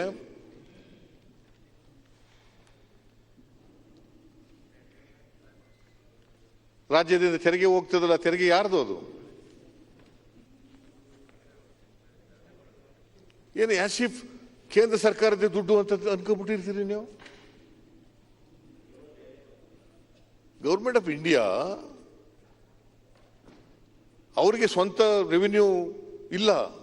ರಾಜ್ಯಗಳಲ್ಲಿ ಬರ್ತಕ್ಕಂಥ ರೆವಿನ್ಯೂನ ಕೇಂದ್ರ ಸರ್ಕಾರದ ರೆವಿನ್ಯೂ. ಫೈನಾನ್ಸ್ ಕಮಿಷನ್ ಮಾಡ್ತಾರೆ 5 ವರ್ಷಕ್ಕೊಮ್ಮೆ. ಆ ಫೈನಾನ್ಸ್ನವರು ಎಷ್ಟು, ಅವ್ರಿಗೆಷ್ಟು ನಮ್ಗೆಷ್ಟು ಅಂತ ತೀರ್ಮಾನ ಮಾಡ್ತಾರೆ. ಆ ರಿಪೋರ್ಟ್ ಪ್ರಕಾರ ಹಂಚಬೇಕು ದುಡ್ಡನ್ನ. ನಿಮಗೆ special grants finance commission 15th finance ಕಮಿಷನ್ನವರು 5,495 ಕೋಟಿ ಕೊಡ್ರಿ ಅಂತ ಹೇಳಿದ್ರೆ, ನಿಮ್ಮ ಫೈನಾನ್ಸ್ ಮಿನಿಸ್ಟರ್ ಇದಾರಲ್ಲ, ಈ ರಾಜ್ಯದಿಂದ ಅವರು ರಾಜ್ಯಸಭಾ ಮೆಂಬರ್ ಆಗಿರೋದು, ಈ ರಾಜ್ಯದಿಂದ ರಾಜ್ಯಸಭಾ ಮೆಂಬರ್ ಆಗಿರೋದು. ಅವರು ಹೇಳ್ತಾರೆ ಫೈನಾನ್ಸ್ ಕಮಿಷನ್ಗೆ, ಇಲ್ಲ ಇಲ್ಲ ಅದನ್ನು ಬಿಟ್ಬಿಡ್ರಿ, ಅದನ್ನ ನಾನು ಶಿಫಾರಸ್ ಮಾಡಕ್ ಹೋಗ್ಬೇಡಿ, ನಾನು ಕೊಡಲ್ಲ ಅಂತ ಹೇಳ್ತಾರೆ. 5,495 ಕೋಟಿ. This is a special grant recommended by 15th Finance Commission. Finance minister ಇಲ್ಲಿಂದ ರಾಜ್ಯಸಭಾ ಮೆಂಬರ್ ಆಗಿರೋದು, ಕರ್ನಾಟಕದಿಂದ. ಆ ಋಣನಾರು ತೀರಿಸ್ಬೇಕಾ ಬೇಡ? ಕರ್ನಾಟಕದ ಋಣನಾರು ತೀರಿಸ್ಬೇಕಲ್ಲ. 5,495 ಕೋಟಿ ಕೊಡಕ್ಕಾಗಲ್ಲ.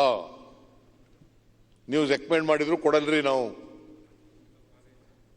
ನೀವೇನಾದ್ರು ಕೇಳಿದ್ರ? ಯಾಕಮ್ಮ ಹಿಂಗೆ ಹೇಳಿದಿರಿ ಅಂತ ಕೇಳಿದ್ರ? ಒಂದು ಪತ್ರ ಬರೆದಿರ್ಬೋದಪ್ಪ, ಬಹಳ ಹೆಚ್ಚಂತಂದ್ರೆ ಒಂದು ಪತ್ರ ಬರೆದ್ಬಿಟ್ಟು ಕೂತಿರ್ಬೋದು.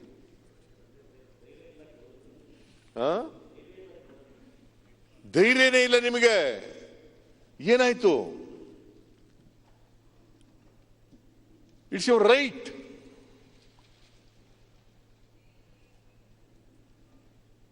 ಕೇಳಬೇಕು. ಏನು ಸುಮ್ಮನೆ ಕೊಟ್ಬಿಡ್ತಾರಾ? ನೀವು ಸುಮ್ಮನೆ ಇದ್ರೆ ನಿಮ್ಮ ಮನೆಗೆ ಬಂದು ತಗೊಬಂದು ಕೊಡ್ತಾರ ಅವರು? ನಾನು ನಿಮ್ಗೆ ಹೇಳಿದೆ ಆಗ್ಲೇ, 2,707 ಕೋಟಿ ರೂಪಾಯಿನ ವೆಸ್ಟ್ ಬೆಂಗಾಲ್ ಕೊಟ್ಟವ್ರೆ. 2,707 ಕೋಟಿ ಪ್ರವಾಹಕ್ಕೋಸ್ಕರ. ಕರ್ನಾಟಕದಲ್ಲಿ 25 ಜಿಲ್ಲೆಗಳಲ್ಲಿ ಪ್ರವಾಹ ಇದೆ, 180 ತಾಲೂಕುಗಳ ಪ್ರವಾಹ ಇದೆ, 243 ತಾಲೂಕುಗಳಲ್ಲಿ.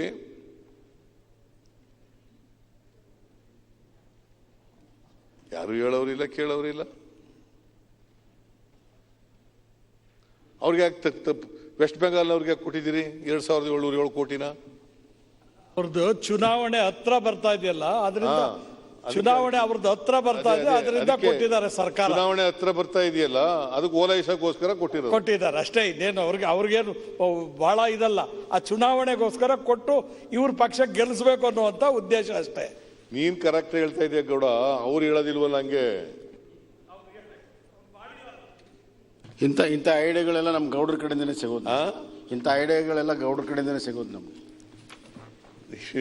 ಈಗ ನನಗೆ ಸಮಸ್ಯೆ ಆಗ್ಬಿಟ್ಟಿದೆ ಅಂತಾರೆ ಬಸವರಾಜ್. ನೀ ಫೈನಾನ್ಸ್ ಮಿನಿಸ್ಟರ್ ನೀನ್ ಆಗ್ಬಿಟ್ಟಿದೆ ಇಲ್ಲಿ. ನಾನು ಹೋಮ್ ಮಿನಿಸ್ಟರ್ ಫೈನಾನ್ಸಿಂಗ್. GST ಕೌನ್ಸಿಲ್ಗೆ ಹೋಗೋರು ಯಾರಯ್ಯ? GST ಕೌನ್ಸಿಲ್ಗೆ ಹೋಗ್ತೀನಿ. ಮತ್ತೆ ಅಲ್ಲಿ ಡಿಮ್ಯಾಂಡ್ ನೀನೇ ತಾನೇ ಮಾಡೋನು? ಅಷ್ಟಕ್ಕೆ ಸೀಮಿತ. ಸರ್ಕಾರದ ಪರವಾಗಿ ಡಿಮ್ಯಾಂಡ್ ಮಾಡೋರು ಯಾರು? ಈಗ ನಿಮ್ ಕಾಲದಲ್ಲಿ ಕೃಷ್ಣ ಹೋಗ್ತಿದ್ರು, ನಾನು finance minister. I am not disputing. ನಿಮ್ಮನ್ನ ಯಾಕೆ ಕಳಿಸಿದ್ರಿ ಅಂತ ನಾನು ಕೇಳ್ತಾ ಇಲ್ಲ. ಅಲ್ಲ ಸರ್, ಈಗ ನಿಮ್ ಕಾಲ you are eligible to attend. ಅಲ್ಲ, ಎಲಿಜಿಬಿಲಿಟಿ ಅಲ್ಲ. ನಿಮ್ ಕಾಲದಲ್ಲಿ ನೀವು ಫೈನಾನ್ಸ್ ಮಿನಿಸ್ಟರ್, CM, ನೀವು ಕೃಷ್ಣ ಬೈರೇಗೌಡರನ್ನ ಡೆಪ್ಯೂಟ್ ಮಾಡಿದ್ರಿ. ಅವಾಗ ಅವ್ರು ಫೈನಾನ್ಸ್ ಮಿನಿಸ್ಟರ್ ಆಗಿಬಿಟ್ರೆ ಆಗ್ಲಿಲ್ಲ. ಹಂಗೆ ನನ್ನದು ಪರಿಸ್ಥಿತಿ. ನೋ ಬಸವರಾಜ್, ನಾನು ಏನು ಹೇಳ್ತಾ ಇದ್ದೆ ಅಂದರೆ, ನೀವು ಲೇಟಾಗಿ ಬಂದ್ರಿ. ಈ ಪ್ರವಾಹ ಬಂತಲ್ಲ, ವೆಸ್ಟ್ ಬೆಂಗಾಲಲ್ಲೂ ಪ್ರವಾಹ ಬಂದಿದೆ, ಕರ್ನಾಟಕದಲ್ಲೂ ಪ್ರವಾಹ ಬಂದಿದೆ. ಕರ್ನಾಟಕದಲ್ಲಿ ಬಹಳ ಭೀಕರವಾದಂಥ ಪ್ರವಾಹ ಬಂದಿದೆ ಈ ವರ್ಷ. 3 ಬಾರಿ ಬಂತು. ನೀವೇ ಹೇಳಿರೋ ಮೆಮೊರಾಂಡಮ್ನಲ್ಲಿ ಹೇಳಿರೋ ಪ್ರಕಾರ 24,441 ಕೋಟಿ ನಷ್ಟ ಆಗಿದೆ ಅಂತ ಹೇಳಿದಿರಿ.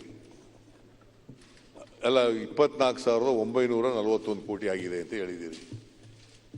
ಅಲ್ಲಿ ನಮಗಿಂತ ಕಡಿಮೆ ಪ್ರವಾಹ ಬಂದಿರೋದು ವೆಸ್ಟ್ ಬೆಂಗಾಲ್ನಲ್ಲಿ 2,707 ಕೋಟಿ ಕೊಟ್ಟಿದ್ದಾರೆ. ಕರ್ನಾಟಕಕ್ಕೆ ಬರೀ 577 ಕೋಟಿ ಕೊಟ್ಟಿದ್ದಾರೆ. Is it not injustice? Should you not ask for this?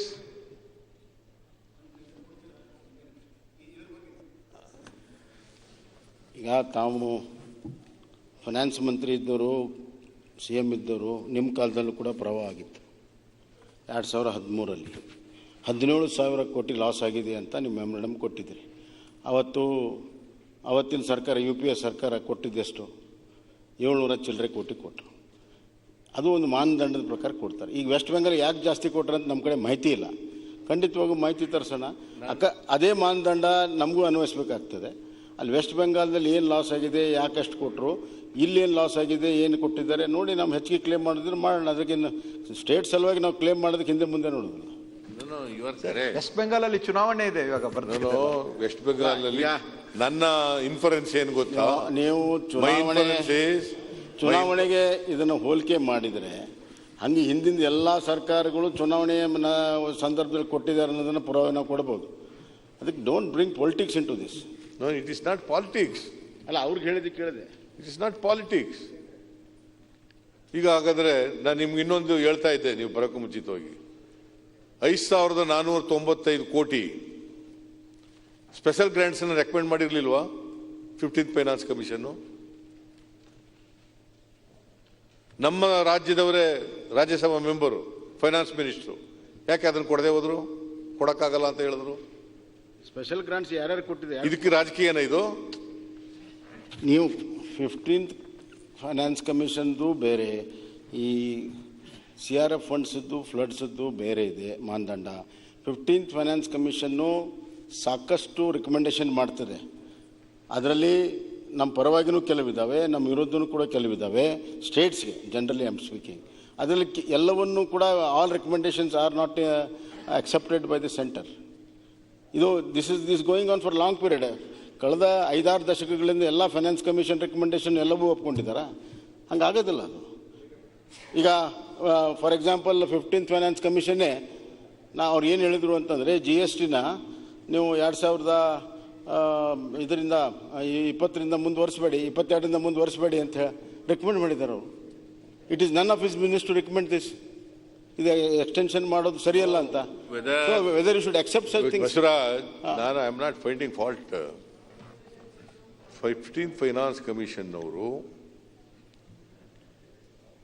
ಇದರಿಂದ ಟ್ಯಾಕ್ಸ್ ಶೇರ್ನಲ್ಲಿ ಕಡಿಮೆ ಆಗಿರೋದ್ರಿಂದ ಇನ್ ಆರ್ಡರ್ ಟು ಕಾಂಪನ್ಸೇಟ್ ಅಂತೇಳಿ ಸ್ಪೆಷಲ್ ರೆಕಮೆಂಡೇಶನ್ ಮಾಡಿದ್ದಾರೆ. ಗೊತ್ತಾಯ್ತಾ? ಹೌದು ಸರ್. 5,495 ಕೋಟಿ ನಮ್ಮ ರಾಜ್ಯ ಒಂದು, 2 ರಾಜ್ಯಗಳಿಗೆ, 3 ರಾಜ್ಯಗಳಿಗೆ ಮಾಡಿದ್ದಾರೆ. ನಮ್ಮ ಫೈನಾನ್ಸ್ ಮಿನಿಸ್ಟ್ರು, ಈ ರಾಜ್ಯದವರು, ಕೇಂದ್ರದ ಫೈನಾನ್ಸ್ ಮಿನಿಸ್ಟ್ರು, ಅವರು ಕೊಡಕ್ಕಾಗಲ್ಲ ಅಂತ ಯಾಕೆ ಬರೆದ್ರು ಸರ್? ಈಗ finance commission recommendation special grants ಅಂತ ಮಾಡಿರೋದು. ಗೊತ್ತು sir. This is a special grants to 3 states, Karnataka and other 2 states ಅಂತ ಮಾಡಿರೋದು. ನಾನು ಅದು ಹೇಳ್ತಾ ಇರೋದು, ಫೈನಾನ್ಸ್ ಕಮಿಷನ್ ರಿಕಮೆಂಡೇಶನ್ ಅನ್ನ ಕೆಲವೊಮ್ಮೆ ಒಪ್ಕೊಳ್ಳೋಕ್ಕಾಗಲ್ಲ, depending on the financial status of the Government of India. When Government of India and all other states' finances are in great problems, some things are accepted, some things are not accepted. ಅದರ ಅರ್ಥ centre ನಮ್ಮ ವಿರುದ್ಧ ಇದೆ ಅನ್ನುವಂಥದ್ದು ಮಾಡ್ತೀರಾ? ನೀವು ರಾಜ್ಯ ಪರವಾಗಿದ್ದೀರಲ್ವಾ? ಒಂದೇ ನಿಮಿಷ ರೀ, ನಂಗೆ ಗೊತ್ತು ಏನು ಹೇಳ್ತೀರಂತ. ಈಗ ಅಲ್ಲ, ಈಗ ಅದನ್ನ ಹೆಂಗ್ ಕ್ಲೇಮ್ ಮಾಡಬೇಕು, ಅದನ್ನ ಮಾಡೋಣ. ಅದಕ್ಕೆ ನಾವೇನು ಅದಕ್ಕೇನು V are not given up the claims. We will claim it. They mat not given now, but further claims can be appreciated and accepted. ಅಲ್ಲ ಸಚಿವರೇ, ಅಲ್ಲ ಅಣ್ಣ ಒಂದು ನಿಮಿಷ. in the month of December. Sir ಸಿದ್ದರಾಮಣ್ಣರೇ ಒಂದು ನಿಮಿಷ. You are in the month of December. 2000 ಅಕ್ಟೋಬರ್ನಲ್ಲಿ ಅವರು ಕೊಟ್ಟಿರೋದು, ಶಿಫಾರಸ್ ಮಾಡಿರೋದು. More than A year. We have already written that. ನೀವು ಹೋಗಿ ಅಲ್ಲ ಯಾವಾಗಲೂ ರೆಕಮೆಂಡೇಶನ್ ಮಾಡಿರಲಿಲ್ಲ. ಎಂಪಿಗಳನ್ನೆಲ್ಲ ಕರ್ಕೊಂಡು ಹೋಗಿ ಕೂತ್ಕೊಂಡು ಫೈನಾನ್ಸ್ ಮಿನಿಸ್ಟರ್ ಹತ್ರ ಕೂತ್ಕೊಂಡು ಡಿಮ್ಯಾಂಡ್ ಮಾಡಿದಾರಾ? ಹಾಗಾದ್ರೆ you mean to say that ಕೇಂದ್ರ ಸರ್ಕಾರದಲ್ಲಿ ದುಡ್ಡಿಲ್ಲ, ತೊಂದರೆ ಆಯ್ತು, ಕೊರೋನಾ ಆಯ್ತು, ಅದಾಯ್ತು, ಇದಾಯ್ತು ಅಂತೇಳಿ ಹಾಗಾದ್ರೆ ಬಿಟ್ಬಿಡ್ತೀರಾ?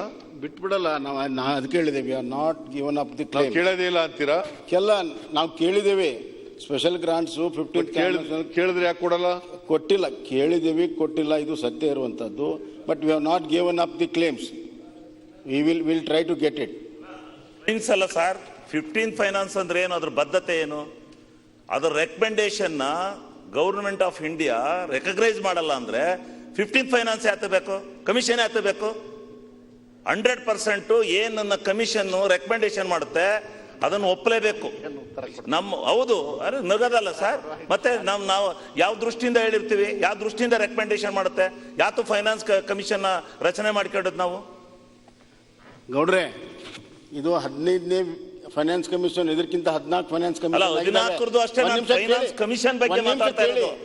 ಫೈನಾನ್ಸ್ ಕಮಿಷನ್ ಡೆವಲ್ಯೂಷನ್ ಆಫ್ ಫಂಡ್ಸ್ಗೆ ಇರುವಂತದ್ದು ನಮಗೂ ಕೂಡ ಗೊತ್ತಿದೆ, ಆ ಸೀರಿಯಸ್ನೆಸ್ ಗೊತ್ತಿದೆ. 14 ಏನು ಫೈನಾನ್ಸ್ ಕಮಿಷನ್ ಕೇಳಿ, ನಾವೇನ್ ನಿಮ್ಮನ್ನ ಟೀಕೆ ಮಾಡ್ತಾ ಇಲ್ಲ. ಟೀಕೆ ಅಲ್ಲ, ಇದು ಚರ್ಚೆ, ಇದು ಒಳ್ಳೇದು, ಹೆಲ್ದಿ ಚರ್ಚೆ. 14 ಫೈನಾನ್ಸ್ ಕಮಿಷನ್ ಅಲ್ಲಿ ಎಲ್ಲ ರೆಕಮೆಂಡ್ ಮಾಡಿದ್ದನ್ನು ಎಲ್ಲ ಅವತ್ತಿನ ಎಲ್ಲ ಸೆಂಟ್ರಲ್ ಒಪ್ಕೊಳಕ್ ಆಗಿಲ್ಲ. ಅದು ವಸ್ತುಸ್ಥಿತಿ ಅಲ್ಲ. ನಾವು ಸರ್ಕಾರಗಳು ಸ್ಪೆಷಲ್ ಆಗಿ 3 ರಾಜ್ಯಗಳಿಗೆ ರೆಕಮೆಂಡೇಶನ್ ಮಾಡ್ತು. ಅದನ್ನ ನಮ್ಮವರೇ ಇದ್ರಲ್ಲ ಮಂತ್ರಿಗಳು, ಕೊಡ್ಬೇಕಲ್ಲ. ಒಂದ್ ನಿಮಿಷ ಕೇಳಿ ಸರ್. ಈಗ ಅವಾಗಿನ ಟ್ಯಾಕ್ಸ್ ಸ್ಟ್ರಕ್ಚರ್ ಅಲ್ಲಿ ಬದಲಾವಣೆ ತರಬೇಕು, 40% ಡೆವಲ್ಯೂಷನ್ ಆಫ್ ಫಂಡ್ಸ್ ಮಾಡಬೇಕು ಅಂತ ಸ್ಟೇಟ್ಸ್ 30 ವರ್ಷ ರೆಪ್ರೆಸೆಂಟೇಷನ್ ಎಲ್ಲಾ ಸ್ಟೇಟ್ಸ್ ಕೊಟ್ಟರು. 30 ವರ್ಷ ಅದಾಗಲೇ ಇಲ್ಲ, ಕೇಂದ್ರ ಒಪ್ಕೊಳ್ಳಿಲ್ಲ. ಅಲ್ಲ, ನಾನೇನ್ ಹೇಳೋದು, ಈ ತರದ ಟಿಕ್ಲಿಶ್ ಇಶ್ಯೂಸ್ ನೀವು ಅಲ್ಲಿ ಆಗಿದೆ ತಪ್ಪು, ಅವ್ರು ಕೊಡ್ಬೇಕಾಯ್ತು, ಕೊಟ್ಟಿಲ್ಲ. ಈಗಲೂ ಪ್ರಯತ್ನ ಮಾಡ್ತೀವಿ ಅಂತ ಹೇಳಿ ಈಗಲೂ ಏನ್ ಮುಗ್ದಿಲ್ಲ. ಈ ನಾಳೆ ಈ ತಿಂಗಳ ತಗೊಬನ್ನಿ, ಮುಂದಿನ ತಿಂಗಳು ತಗೊಬನ್ನಿ. ನಾವು ಕಷ್ಟದಲ್ಲಿಲ್ವಾ? ಅಲ್ರಿ, ಈಗ ನಾನು ಅದನ್ನೇ ಹೇಳಿದೆ, ನೀವು ಕೇಳಿಸ್ಕೊಳ್ಳಿಲ್ಲ. ಅಲ್ಲ, ನಾವು ನಮ್ ಕ್ಲೇಮ್ಸ್ ಬಿಟ್ಟಿಲ್ಲ, ಖಂಡಿತ ಪ್ರಯತ್ನ ಮಾಡ್ತೀವಿ.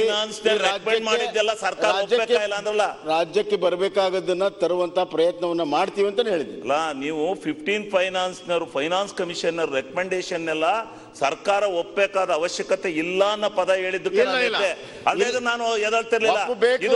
ನಾವು ಅದನ್ನ ಅನೌನ್ಸ್ ಮಾಡಿದಾಗ ಒಂದ್ ನಿಮಿಷ, ಒಪ್ಪಿಲ್ಲ, ಹಿಂದೂ ಕೂಡ ಒಪ್ಪಿಲ್ಲ, ಫೈನಾನ್ಸ್ ಕಮಿಷನ್ ಎಲ್ಲವನ್ನೂ ಒಪ್ಪಿಲ್ಲ ಹಿಂದಿನ ಸರ್ಕಾರಗಳು ಅಂತ ಹೇಳಿದ್ದೀನಿ. ಅಲ್ಲ, ಹಿಂದಿನ ಸರ್ಕಾರ ನಾನು ಅದು ಅನೌನ್ಸ್ ಮಾಡಿದಾಗ ನಿರ್ಮಲಾ ಸೀತಾರಾಮನ್ ನಮ್ಮ ಕರ್ನಾಟಕ ರಾಜ್ಯಕ್ಕೆ ಕೊಡುಗೆ ಕೊಟ್ಟಿದ್ದಾರೆ, ಇದು ನಿಜವಾಗ್ಲೂ ಗವರ್ನಮೆಂಟ್ ಒಳ್ಳೆ ಡಿಸಿಷನ್ ತಗೊಂಡಿದೆ ಅಂತೇಳಿ ಅಪ್ರಿಸಿಯೇಷನ್ ಮಾಡಿದೆ ನಾವು ಅವತ್ತು. ಆದ್ರೆ ಕೊನೆಗೆ ಅದನ್ನು ಕೊಡಕ್ಕಾಗೋದಿಲ್ಲ ಅಂತೇಳಿ ನಿರ್ಣಯ ತಗೊಂಡ್ರೆ ಎಲ್ಲೋ ಒಂದ್ ಕಡೆ ನಮಗೆ ನಷ್ಟ ಆಗೋದಿಲ್ವಾ? ಅದನ್ನು ನೀವು ಸರ್ಕಾರ ನಿಮ್ದು ಅಲ್ಲಿ ಅಂತೇಳಿ ನಾವೇನು ಹೇಳ್ತಾ ಇಲ್ಲ. ನೀವು ತಗೊಬನ್ನಿ, ನಮ್ದು ರಾಜ್ಯಕ್ಕೆ ಬರಲಿ ಅಷ್ಟೇ, ನಮ್ದೇನು ಬೇರೆ ವಾದ ಇಲ್ಲ. ಇಲ್ಲ ಮಾನ್ಯ ಅಧ್ಯಕ್ಷರೇ, ನೋವೇನಂದ್ರೆ ಸರ್ ಒಂದು ನಿಮಿಷ, ನೋವೇನಂದ್ರೆ 15 ಫೈನಾನ್ಸ್ ಕಮಿಷನ್ ಬಗ್ಗೆ ಚರ್ಚೆ ಆಗ್ತಾ ಇದೆ, ಡೆವಲ್ಯೂಷನ್ ಆಫ್ ಟ್ಯಾಕ್ಸಸ್ ಬಗ್ಗೆ ಚರ್ಚೆ ಆಗ್ತಾ ಇದೆ, ಬೊಮ್ಮಾಯಿ ಸಾಹೇಬರು ಸಮರ್ಥನೆ ಮಾಡ್ಕೋತಾ ಇದ್ದಾರೆ. ನೋವೇನಂದ್ರೆ ನಮಗೆ Maharashtra, Tamil Nadu, Karnataka, Gujarat some of the highest tax paying states, ಕರೆಕ್ಟಾ ಸರ್? ಪ್ರಾಬ್ಲಮ್ ಏನಾಗ್ತಾ ಇದೆ ಸರ್, ಡೆವಲ್ಯೂಷನ್ ಆಫ್ ಟ್ಯಾಕ್ಸಸ್ನಲ್ಲಿ ಎಕ್ಸಾಂಪಲ್ಲು ಮಹಾರಾಷ್ಟ್ರ ಅವ್ರ ತಮಿಳುನಾಡು 100 ರೂಪಾಯಿ ಕಟ್ಟಿದ್ರೆ ಅವರಿಗೆ ವಾಪಸ್ಸು 34 ರೂಪೀಸ್ ಹೋಗ್ತಾ ಇದೆ, 34 ರೂಪಾಯಿ ವಾಪಸ್ ಬರ್ತಾ ಇದೆ. ಆದರೆ ಕರ್ನಾಟಕದಲ್ಲಿ ಕನ್ನಡಿಗರು 100 ರೂಪಾಯಿ ಸೆಂಟ್ರಲ್ ಗೌರ್ಮೆಂಟಿಗೆ ಟ್ಯಾಕ್ಸ್ ಮುಖಾಂತರ ಕಟ್ಟಿದ್ರೆ ಬರೀ 27 ರೂಪಾಯಿ ವಾಪಸ್ ಬರ್ತಾ ಇದೆ. ಅದೇ ಯು ಪಿನಲ್ಲಿ ಒಬ್ಬ ನಾಗರಿಕ 100 ರೂಪಾಯಿ ಕಟ್ಟಿದ್ರೆ ತೆರಿಗೆ ಅವರಿಗೆ 200 ರೂಪಾಯಿ ಹೋಗ್ತಾ ಇದೆ. ಬಿಹಾರದವರಿಗೆ 100 ರೂಪಾಯಿ ಕಟ್ಟಿದ್ರೆ 400 ರೂಪಾಯಿ ಹೋಗ್ತಾ ಇದೆ. ಅವ್ರ ಜೊತೆ ನಾವು ಫೆಡರಲ್ ಸ್ಟ್ರಕ್ಚರ್ನಲ್ಲಿ ಹಂಚ್ಕೊಂಡು ತಿನ್ನೋದ್ರಲ್ಲಿ ಏನು ತಪ್ಪೇನಿಲ್ಲ. ನೋವೇನಂದರೆ ಗೌಡ್ರು ಹೇಳ್ದಂಗೆ ಫೈನಾನ್ಸ್ ಮಿನಿಸ್ಟರ್ ನಮ್ಮವರಿದ್ದಾಗ, ಅಂದರೆ ಈ ಭಾಗದಿಂದ ಆರಿಸೋದಾಗ, ನಮ್ಮ ರಾಜ್ಯದಿಂದ ಆರಿಸೋದಾಗ 25 ಸಂಸದರು ಕಳಿಸಿದಾಗ ಇದ್ರ ಬಗ್ಗೆ ಯಾರು ಚಕಾರ ಕೂಡ ಎತ್ತಿಲ್ಲ. ಎಲ್ಲ ಸದರ್ನ್ ಸ್ಟೇಟ್ಸು ಒಂದು ನಿಮಿಷ ಸರ್, ಪ್ಲೀಸ್ ಸರ್, ಒಂದು ನಿಮಿಷ, let me complete my point. ಇದ್ರ ಬಗ್ಗೆ ಸದರ್ನ್ ಸ್ಟೇಟ್ಸು ಸಿಕ್ಕಾಪಟ್ಟೆ ವಿರೋಧ ಮಾಡಿದ್ರು. ಇಲ್ಲ ಸರ್, ಒಂದು ನಿಮಿಷ, ವಿರೋಧ ಮಾಡಿದ್ರು. ಆದರೂ ಕೂಡ ಇದಕ್ಕೆ ಕೇಂದ್ರ ಸರ್ಕಾರ ಕಿವಿಗೊಟ್ಟಿಲ್ಲ. ನಮ್ಮ ನೋವು ಏನಂದ್ರೆ ಈ 60,000 ಕೋಟಿ ರೂಪಾಯಿಂದ next 5 years we have to bear the brunt. Plus ಈಗ ಕರೋನಾ ಇರಬಹುದು, GST ಬ್ಯಾಡ್ ಇಂಪ್ಲಿಮೆಂಟೇಷನ್ ಇಂದ ಇರಬಹುದು. ಇವಾಗ ಮತ್ತೆ ನೀವು 33,000 ಕೋಟಿ ರೂಪಾಯಿ ಟ್ಯಾಕ್ಸ್ 33,000 ಕೋಟಿ ರೂಪಾಯಿ ಜಾಸ್ತಿ ನೀವು ಸಾಲ ಕೂಡ ತಗೊಂಡಿದ್ದೀರಾ. ಈಗ ಅದ್ರ ಹೊರೆ ಯಾರ ಮೇಲೆ ಬರುತ್ತೆ? ಕನ್ನಡಿಗರ ಮೇಲೆ ಬರುತ್ತೆ, ಒಂದ್ ನಿಮಿಷ, ಸಾಮಾನ್ಯ ಜನರ ಮೇಲೆ ಬರುತ್ತೆ. ಮೊನ್ನೆ ಸಭಾಧ್ಯಕ್ಷರೇ, taxes for being good citizens. We have to pay taxes for fulfilling our GST requirements. ಸದನಕ್ಕೆ ನೋ ವಿರೋಧ ಸರ್, ಇಲ್ಲ ಬೊಮ್ಮಾಯಿ ಸರ್, ನೋ ವಿರೋಧ. ಇದ್ರ ಬಗ್ಗೆ ರಾಜ್ಯ ಸರ್ಕಾರ ಇರಬಹುದು, ಬಗ್ಗೆ ಚರ್ಚೆ ನಡೀತಾ ಇರೋದು, MP ಇರಬಹುದು, ಹೇಳ್ತಾ ಇಲ್ಲ. ಕಂದಾಯ ಸಚಿವರ ಹತ್ರ ಮನವಿ ಏನಂದ್ರೆ 15 ಫೈನಾನ್ಸ್ ಇವತ್ತು ಸರ್ ನಮಗೆ NDRF ಸರ್ಕಾರದ ಫೈನಾನ್ಸ್ ಬಗ್ಗೆ ಈಗ ವಿರೋಧ ಪಕ್ಷದ ನಾಯಕರು ಮಾತಾಡ್ತಾ ಇದ್ದಾರೆ. ಅವ್ರು ಕೊಟ್ಟ ಟೈಮ್ಗೆ ಕನ್ಕ್ಲೂಡ್ ಮಾಡ್ಲಿ, ಅವ್ರ ಆನ್ಸರ್ ಕೊಡ್ಲಿ, ಹೋಮ್ ಮಿನಿಸ್ಟರ್ ಕೊಡ್ಲಿ, ರೆವಿನ್ಯೂ ಮಿನಿಸ್ಟರ್ ಕೊಡ್ಲಿ, ಪ್ರಶ್ನೆ ಕೇಳಬೇಡಿ ಅಂದ್ರೆ ಕೇಳ್ಬೇಡ ಅಂತ ಹೇಳಿಲ್ಲ ಖರ್ಗೆ ಅವರೇ, ಕೇಳ್ಬೇಡ ಅಂತ ಹೇಳಿಲ್ಲ. Complete devolution of fund States ಅಲ್ಲಿ 2 ಥರದ ಸ್ಟೇಟ್ಸ್ ಇದಾವೆ. ಒಂದು ಕಾಂಟ್ರಿಬ್ಯೂಟರ್ ಸ್ಟೇಟ್ಸ್, ಇನ್ನೊಂದು ಬೆನಿಫಿಷರಿ ಸ್ಟೇಟ್ಸ್. ಅದು 60ರ ದಶಕದಿಂದ ನೆಹರು ಕಾಲದಿಂದ ಇದೆ, ಇಂದಿರಾ ಗಾಂಧಿ ಕಾಲದಲ್ಲಿ ಇದೆ, ಈಗ ನರೇಂದ್ರ ಮೋದಿಯವ್ರ ಕಾಲದಲ್ಲೂ ಕೂಡ ಇದೆ. ಇದು ಬರೀ ಕಾಂಟ್ರಿಬ್ಯೂಟರ್ ಸ್ಟೇಟ್ಸ್ಗೆ ನಾವು ಹೆಚ್ಚಿಗೆ ಒತ್ತು ಕೊಡಬೇಕನ್ನುವಂಥದ್ದು ನಾವು ಕಾಂಟ್ರಿಬ್ಯೂಟರ್ಸ್ ನಾವು ಹೇಳ್ತೀವಿ. ನಾನು ಇನ್ಫ್ಯಾಕ್ಟ್ GST ಕೌನ್ಸಿಲಲ್ಲೂ ಕೂಡ ಹೇಳಿದೆ, ನೀವು ಕಾಂಟ್ರಿಬ್ಯೂಟರ್ ಸ್ಟೇಟ್ಸ್ಗೆ ನೀವು ವಿಶೇಷವಾದಂಥ ಒಂದು ಮಾನದಂಡ ಇಟ್ಕೊಂಡು ನೀವು ಕೊಡದೇ ಇದ್ದರೆ, ನೀವು how do you encourage the states which contributes for the tax ಅನ್ನುವಂಥದ್ದನ್ನು ನಾನು ಪಾಯಿಂಟ್ ರೇಸ್ ಮಾಡಿದ್ದೀನಿ. I agree with you on that point. But ಏನಂದರೆ, ಇಡೀ ದೇಶ ನಡೆಸುವಂಥದ್ದು ಇದು ನಾನು ಹೇಳಿದ್ದಲ್ಲ, ಹಿಂದಿನ ಫೈನಾನ್ಸ್ ಮಂತ್ರಿ ಹೇಳಿದ್ದು. We have to take 2 horses, efficiency and equity together ಅನ್ನುವಂಥ ಮಾತನ್ನು ಹೇಳಿದ್ದಾರೆ. ಹೀಗಾಗಿ ಅದು ಡೆವಲ್ಯೂಷನ್ ಫಂಡ್ಸಲ್ಲಿ ಆಗ್ತದೆ, ಹೆಚ್ಚು ಕಮ್ಮಿ ಆಗ್ತದೆ. ನೀವೇನು ಹೇಳಿದ್ರಿ, ಈಗ 33,000 ಕೋಟಿ ನೀವು ತೊಗೊಳ್ತಾ ಇದ್ದೀರಿ ಅಂತ. 33,000 ಕೋಟಿ ಅಲ್ಲ, ಈಗ 11,500 ಕೋಟಿ ಮಾತ್ರ ತೊಗೊಂಡಿರೋದು ಒಂದು. ಎರಡನೇದು, ಅದನ್ನು ನಾವು ಸ್ಟೇಟ್ ಇದರಿಂದ ಎಕ್ಸ್ಚೆಕರಿಂದ ನಾವು ಅದನ್ನು ತೀರಿಸೋದಿಲ್ಲ. ಅದನ್ನೇನು ಎಕ್ಸ್ಟೆನ್ಷನ್ ಮಾಡಿದ್ದಾರೆ GST, ಆ ಸಂದರ್ಭದಲ್ಲಿ ಇಡೀ ದೇಶದಲ್ಲಿ ಕಲೆಕ್ಟ್ ಆಗಿರೋದರಲ್ಲಿ ನಮ್ಮದು ಕೂಡ ವಿತ್ ಬಡ್ಡಿ ಸಮೇತವಾಗಿ ಸೆಂಟ್ರ್ ಕೊಡ್ತಿದೆ ಹೊರತಾಗಿ ನಾವು ಕೊಡೋದಿಲ್ಲ. ಹೀಗಾಗಿ ನಮ್ಮ ಸ್ಟೇಟ್ಗೆ ಭಾರ ಆಗೋದಿಲ್ಲ. ಆದರೆ ಅಕೌಂಟಿಂಗ್ ಮಾತ್ರ ನಮ್ಮ ಸ್ಟೇಟಲ್ಲಿ ಇರ್ತದೆ. This is the factual position. Sir, I agree with Bommai sir's point. Contributor ಇರ್ಬೋದು, ಬಿಮಾರು ಸ್ಟೇಟ್ಸ್ಗಳು ಇರ್ಬೋದು, ನಾವೆಲ್ಲ we are in a federal structure, ನಾವು ಅವ್ರಿಗೆ ಸಹಾಯ ಮಾಡಬೇಕು, ಅವ್ರು ನಮ್ಗೆ ಸಹಾಯ ಮಾಡಬೇಕು. ಆದರೆ ಹಿಂದೆಂದೂ ಆಗಲಾರ್ದಂಥ ಅನ್ಯಾಯ ಇವಾಗ ನಮ್ಮ ರಾಜ್ಯಕ್ಕೆ ಆಗ್ತಾ ಇದೆ ಅಂತ ನಂದು ಪಾಯಿಂಟ್ ಸರ್. ಆ್ಯಂಡ್ ಇದ್ರ ಬಗ್ಗೆ ಯಾರೂ ಹೇಳ್ತಾ ಇಲ್ಲ. ತಾವು ಹೇಳಿದ್ರಿ ಸರ್, GST ಕೌನ್ಸಿಲ್ನಲ್ಲಿ ತಾವು ಇದ್ರ ಬಗ್ಗೆ ಪ್ರಸ್ತಾಪ ಮಾಡಿದ್ದೀರಾ ಅಂತ. ನೀವು ಸೆಸ್ ಇರ್ಬೋದು, ಕಾಂಪನ್ಸೇಷನ್ ಸೆಸ್ ಇರ್ಬೋದು, GST ಸೆಸ್ ಇರ್ಬೋದು, ನೀವು ಇವತ್ತಿಲ್ಲ ನಾಳೆ somebody has to pay for it. We are pushing our state into a economic doldrum situation. There is no denying that. ಈಗ ಸರ್ ನಾವು ಸಾಲಗಾರರು ಆಗ್ತಾ ಇದೀವಿ. There will be no burden on the states. ತಾವು neither principals ಆತ್ಮಸಾಕ್ಷಿಯಾಗಿ ಹೇಳಿ, are you convinced with the centers? Very clear on that. Are you convinced with the center's proposal? As an ordinary citizen of Karnataka, ತಾವು ಹೇಳಿ sir. Ordinary citizen of ಕರ್ನಾಟಕನೇ ಹೇಳ್ತಾ ಇರೋದು. ಅದು ಎಲ್ಲ ಪ್ರಪೋಸಲ್ಗಳನ್ನು study ಮಾಡಿ ಹೇಳ್ತೀನಿ ಕೇಳಿ. ಇದು ಎಕ್ಸ್ಟೆನ್ಷನ್ ಆಫ್ GST ಇದರಲ್ಲಿ ಬರ್ತೈತೆ ಅಂತ ಕನ್ವಿನ್ಸ್ ಆದಮೇಲೆ ಸೆಂಟ್ರ್ ಅದನ್ನು ಸ್ಪೆಷಲ್ ರೇಟ್ ಆಫ್ ಇಂಟ್ರೆಸ್ಟಿಂದ RBI ಇಂದ ಕೊಡುವಂಥ ವಿಂಡೋ ಓಪನ್ ಮಾಡಿ ಕೊಡ್ತೀವಿ ಅಂದಮೇಲೆ ನಾವು ಅಗ್ರಿ ಆಗಿದ್ದೇವೆ. ಕನ್ವಿನ್ಸ್ ಆದಮೇಲೆ ಅಗ್ರಿ ಆಗಿದ್ದೇವೆ. There will be no burden.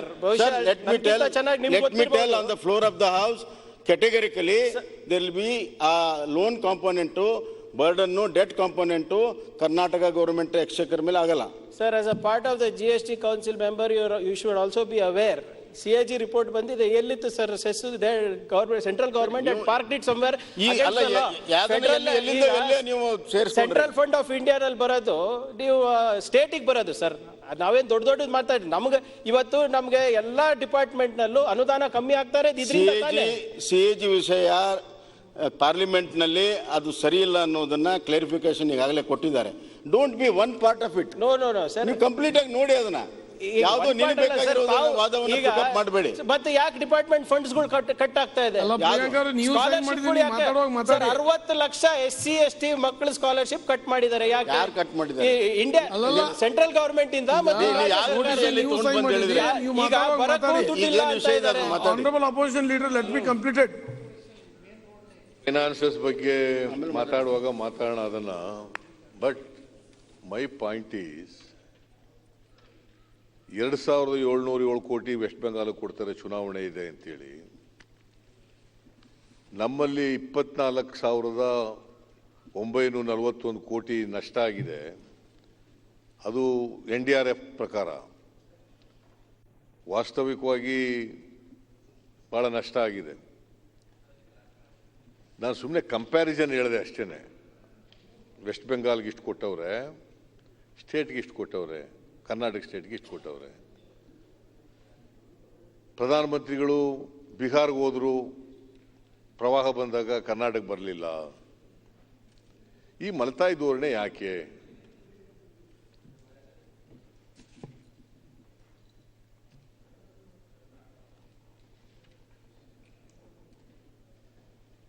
ಈ ಮಲ್ತಾಯಿ ಧೋರಣೆ ಯಾಕೆ? ನಾನು GST ಬಗ್ಗೆ, ಬೇರೆ ಬೇರೆ ಟ್ಯಾಕ್ಸಸ್ ಬಗ್ಗೆ, ಸ್ಪೆಷಲ್ ರೆಕಮೆಂಡೇಶನ್ಗಳ ಬಗ್ಗೆ ಆಮೇಲೆ ಮಾತಾಡ್ತೀನಿ. ಫೈನಾನ್ಸಸ್ ಬಗ್ಗೆ ಮಾತಾಡುವಾಗ ಮಾತಾಡೋಣ. ಬಿಕಾಸ್ ಇಲ್ಲದವರೆ ಹ್ಯಾಚ್ ಪ್ಯಾಚ್ ಆಗಿಬಿಡ್ತದೆ. ನೀವೇನೋ ಹೇಳೋದು, ನಾನೇನೋ ಹೇಳೋದು, ಅದಕ್ಕೆ ಸರಿಯಾದಂಥ ಮಾರ್ಗ ಸಿಗಲ್ಲ. ಅದಕ್ಕೆ ನೀವು ಅದನ್ನ ಚರ್ಚೆ ಮಾಡೋದು ವೆಲ್ಕಮ್ ಮಾಡ್ತೇನೆ. ನೀವು ಕಾಂಪ್ರಿಹೆನ್ಸಿವ್ ಆಗಿ ಮಾತಾಡಿ ನಾವು ಕರೆಕ್ಟಾಗಿ ಉತ್ತರ ನಾವು ಸಾಧ್ಯತೆ ಅಂತಂದ್ರೆ both sides. 15th finance commission devolution of taxes ಮಾಡುವಾಗ ಈ ಸಾರಿ 14th ಫೈನಾನ್ಸ್ಗೆ ಕಂಪೇರ್ ಮಾಡಿದ್ರೆ, ರಿಪೋರ್ಟಿಗೆ ಕಂಪೇರ್ ಮಾಡಿದ್ರೆ ಈ ವರ್ಷ ಕಡಿಮೆ ಆಗಿದೆ. ಅದಕ್ಕೋಸ್ಕರವಾಗಿ ಸ್ಪೆಷಲ್ ಗ್ರಾಂಟ್ಸ್ ಕೊಡ್ತಾ ಇದ್ದೀವಿ ಅಂತ ಕೊಟ್ಟಿದ್ದು. That is the recommendation made by the 15th finance commission. First instalment first ರಿಪೋರ್ಟ್ನಲ್ಲಿ ಆ ಥರ ಹೇಳಿದ್ದಾರೆ. ಕರ್ನಾಟಕ ಮತ್ತು 2 ರಾಜ್ಯಗಳು ಅಂತ ಹೇಳಿದ್ದಾರೆ. ಆ 2 ರಾಜ್ಯಗಳ ಹೆಸರುಗಳು ಮರ್ತೋಗ್ಬಿಟ್ಟಿದ್ದಾವೆ ನನಗೆ. ಆ 3 ರಾಜ್ಯಗಳಿಗೆ ಹೇಳಿದ ಮೇಲೆ ಅದು ಇಷ್ಟೇ special grants recommended by 15th finance commission. ಅದು ತಕ್ಕಳಕ್ಕೆ ಪ್ರಯತ್ನ ಮಾಡಬೇಕಲ್ಲ. 25 ಜನ MP ಗಳಿದ್ದಾರೆ. ಹೋಗಿ ಫೈನಾನ್ಸ್ ಮಿನಿಸ್ಟರ್ ಹತ್ರ ಕೂತ್ಕೊಂಡಮ್ಮ, ನೀವು ನಮ್ಮ ರಾಜ್ಯದವರು, ನೀವು ಕೊಡಲ್ಲ ಅಂತ ಹೇಳ್ಬೇಡಿ, ಕೊಡ್ರಿ ಅಂತ ಹೇಳ್ಬೇಕಾ ಬೇಡ? ನಾವು ಕಷ್ಟದಲ್ಲಿದ್ದೀವಿ, ಈಗ ತೊಂದರೆ ಆಗಿದೆ ನಮಗೆ, ಫೈನಾನ್ಷಿಯಲ್ ಕ್ರಂಚ್ನಲ್ಲಿದ್ದೀವಿ. ನೀವು ಇಲ್ಲ ಅಂತ ಹೇಳ್ಬೋದು, ಫೈನಾನ್ಷಿಯಲ್ ಕ್ರಂಚ್ ಇಲ್ಲ ಅಂತ ಅನ್ನೋದಾದ್ರೆ ಫಿಸ್ಕಲ್ ರೆಸ್ಪಾನ್ಸಿಬಿಲಿಟಿ ಯಾಕೆ ಅಮೆಂಡ್ ಮಾಡಿದ್ರಿ? ಫಿಸ್ಕಲ್ ಡೆಫಿಸಿಟ್ 3% ಇದೆ, ಅದನ್ನ 5% ಯಾಕೆ ಮಾಡಿದ್ರಿ? ಸಾಲ 30,000 ಕೋಟಿ ಹೆಚ್ಚ ತಗೋತೀವಿ ಅಂತ ಯಾಕೆ ಹೇಳಿದ್ರಿ? ಇವೆಲ್ಲ ಇದಾವೆ. ಈಗ ಇವೆಲ್ಲ ಚರ್ಚೆ ಮಾಡಕ್ಕೆ ಹೋಗಲ್ಲ. ನಾನು ಬಹಳ ದೀರ್ಘವಾಗಿ ಇವೆಲ್ಲ ಚರ್ಚೆ ಮಾಡಕ್ಕೆ ಹೋಗಲ್ಲ. ಮನೆ ಅಧ್ಯಕ್ಷರೇ, ಕೇಂದ್ರ ಸರ್ಕಾರ ಇನ್ನೂ ಹೆಚ್ಚು ಪರಿಹಾರ ಕೊಡಲಿಕ್ಕೆ ಸಾಧ್ಯ ಆಗ್ತದೆ. ಆಯ್ತಪ್ಪ, ನಾವು ಕೇಂದ್ರ ಸರ್ಕಾರದಿಂದ ತಗೊಳ್ಳೋದೇ ಇಲ್ಲ ಅಂತ ಬೇಡ, ಬಿಟ್ಬಿಡಿ. ನಾವು ಕೇಂದ್ರ ಸರ್ಕಾರ ಕೇಳೋದೇ ಇಲ್ಲ. ಅವ್ರು ಏನು ಹೇಳ್ತಾರೆ ಅಷ್ಟೇ ಕೇಳೋದು ನಾವು. ಅವ್ರು ಏನು ಹೇಳ್ತಾರೆ, ಎಷ್ಟು ಕೊಡ್ತಾರೆ ಅಷ್ಟೇ ತಗೊಳ್ಳೋದು ನಾವು ಅಂತ ಅದನ್ನೇ ಹೇಳೋಣ ಜನಗಳಿಗೆ.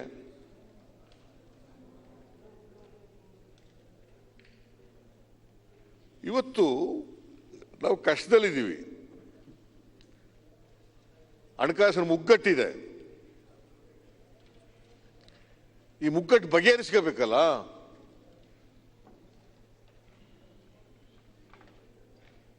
ಈಗ 48,000 ಮನೆಗಳು, 50,000 ಮನೆಗಳು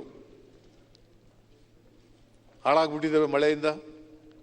ಅವ್ರಿಗೆ ಇವತ್ತಿನದು ಪರಿಹಾರ ಕೊಡೋಕ್ಕಾಗಿಲ್ಲ. ನಿಮ್ಮ ಹತ್ರ ದುಡ್ಡಿದ್ರೆ ಯಾಕೆ ಕೊಟ್ಟಿಲ್ಲ ಪರಿಹಾರನ? 4 ತಿಂಗಳು ಬೇಕಾ ಪರಿಹಾರ ಕೊಡೋಕ್ಕೆ? ಬೆಳೆ ಪರಿಹಾರ ಬರೀ 110 ಕೋಟಿ ರೂಪಾಯಿ ಕೊಟ್ಟಿದ್ದೀರಿ.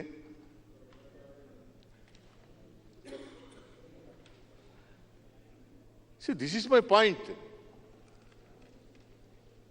ಹೋದ್ ಸಾರಿ ಪ್ರವಾಹ ಬಂದಿತ್ತಲ್ಲ ಆಗಸ್ಟ್ ತಿಂಗಳಲ್ಲಿ 19, ಅದ್ರ ಪರಿಹಾರನೇ ಕೊಟ್ಟಿಲ್ಲ. ಈಗ ನೀವೇ ಹೇಳಿದ ಪ್ರಕಾರ 2,47,000 ಮನೆ ಬಿದ್ದೋಗಿದ್ದಾವೆ ಅಂತ ಮೆಮೊರಾಂಡಮ್ನಲ್ಲಿ ಹೇಳಿದ್ದೀರಿ. ಏನು ಸರ್ವೆ ಮಾಡಿದೆ ಸುಮ್ಮನೆ ಹೇಳ್ಬಿಟ್ರ? ಅಂದಾಜಿನ ಮೇಲೆ ಹೇಳ್ಬಿಟ್ರ? ಸರ್ವೆ ಮಾಡೇ ನೀವು ರಿಪೋರ್ಟ್ ಕೊಟ್ಟದು. ಅದರ ಪರಿಹಾರ ಕೊಡುವಾಗ ಮಾತ್ರ 1,24,000 ಮನೆಗಳು ಕೊಟ್ಟಿದ್ದೀರಿ. Why? What happen to the remaining 1,20,000 houses?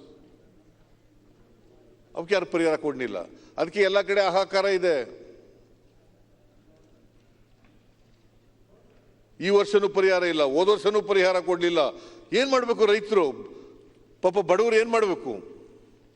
ಸಣ್ಣ ರೈತರು, ಅತಿ ಸಣ್ಣ ರೈತರು, ಬಡವರು ಏನ್ ಮಾಡಬೇಕು? ನಮ್ಮಲ್ಲಿ ದೊಡ್ಡ ರೈತರು ಅಂತಂದ್ರೆ 5 ಎಕರೆಗಿಂತ ಜಾಸ್ತಿ ಇರೋರು.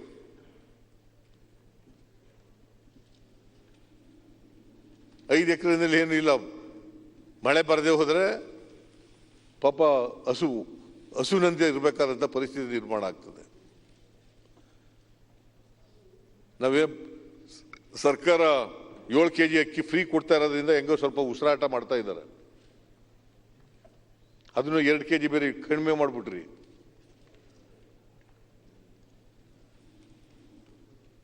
ಒಂದು ವೇಳೆ NREGS ಫ್ರೀ ಅಕ್ಕಿ ಕೊಡ್ತಕ್ಕಂಥ ಕಾರ್ಯಕ್ರಮ ಇಲ್ಲದೆ ಹೋಗಿದ್ರೆ ಏನು ಪರಿಸ್ಥಿತಿ ಕರ್ನಾಟಕದಲ್ಲಿ? This is the problem the people of the Karnataka are facing. ಇನ್ನು ಮಾನ್ಯ ಅಧ್ಯಕ್ಷರೇ, ನಾನು ಒತ್ತಾಯ ಮಾಡೋದೇನು ಅಂತಂದ್ರೆ, ಕಳೆದ ಬಾರಿ ಯಾರ್ಯಾರಿಗೆ ಮನೆ ಪರಿಹಾರ ಸಿಕ್ಕಿಲ್ಲ, ಇನ್ನೂ ತಗಡಿನ ಶೆಡ್ನಲ್ಲಿದ್ದಾರೆ, ಅವ್ರಿಗೆಲ್ರಿಗೂ ಕೂಡ ಮನೆಗಳು ಕಟ್ಕೊಡ್ಲಿಕ್ಕೆ ಮನೆ ಪರಿಹಾರ ಕೊಡ್ತಕ್ಕಂಥ ಕೆಲಸವನ್ನು ಕೂಡಲೇ ಮಾಡಬೇಕು. ನಂಬರ್ 1. ನಂಬರ್ 2, ಈ ವರ್ಷ ಸುಮಾರು 50,000 ಮನೆಗಳು ಹಾನಿಯಾಗಿದೆ. ಅವಕ್ಕೆ ಪರಿಹಾರ ಕೂಡಲೇ ಕೊಡಬೇಕು.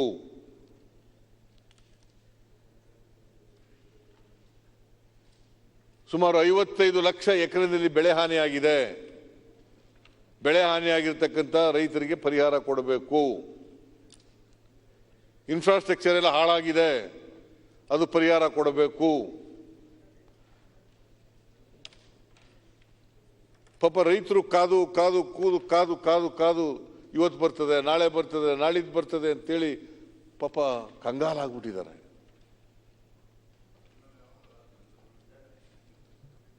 ಆದ್ದರಿಂದ ನಾನು ಸರ್ಕಾರದ ಗಮನ ಸೆಳೆಯೋದು ಏನು ಅಂತಂದ್ರೆ, ಈ ರೀತಿ ಬೇಜವಾಬ್ದಾರಿಯಿಂದ ಇರಬಾರ್ದು.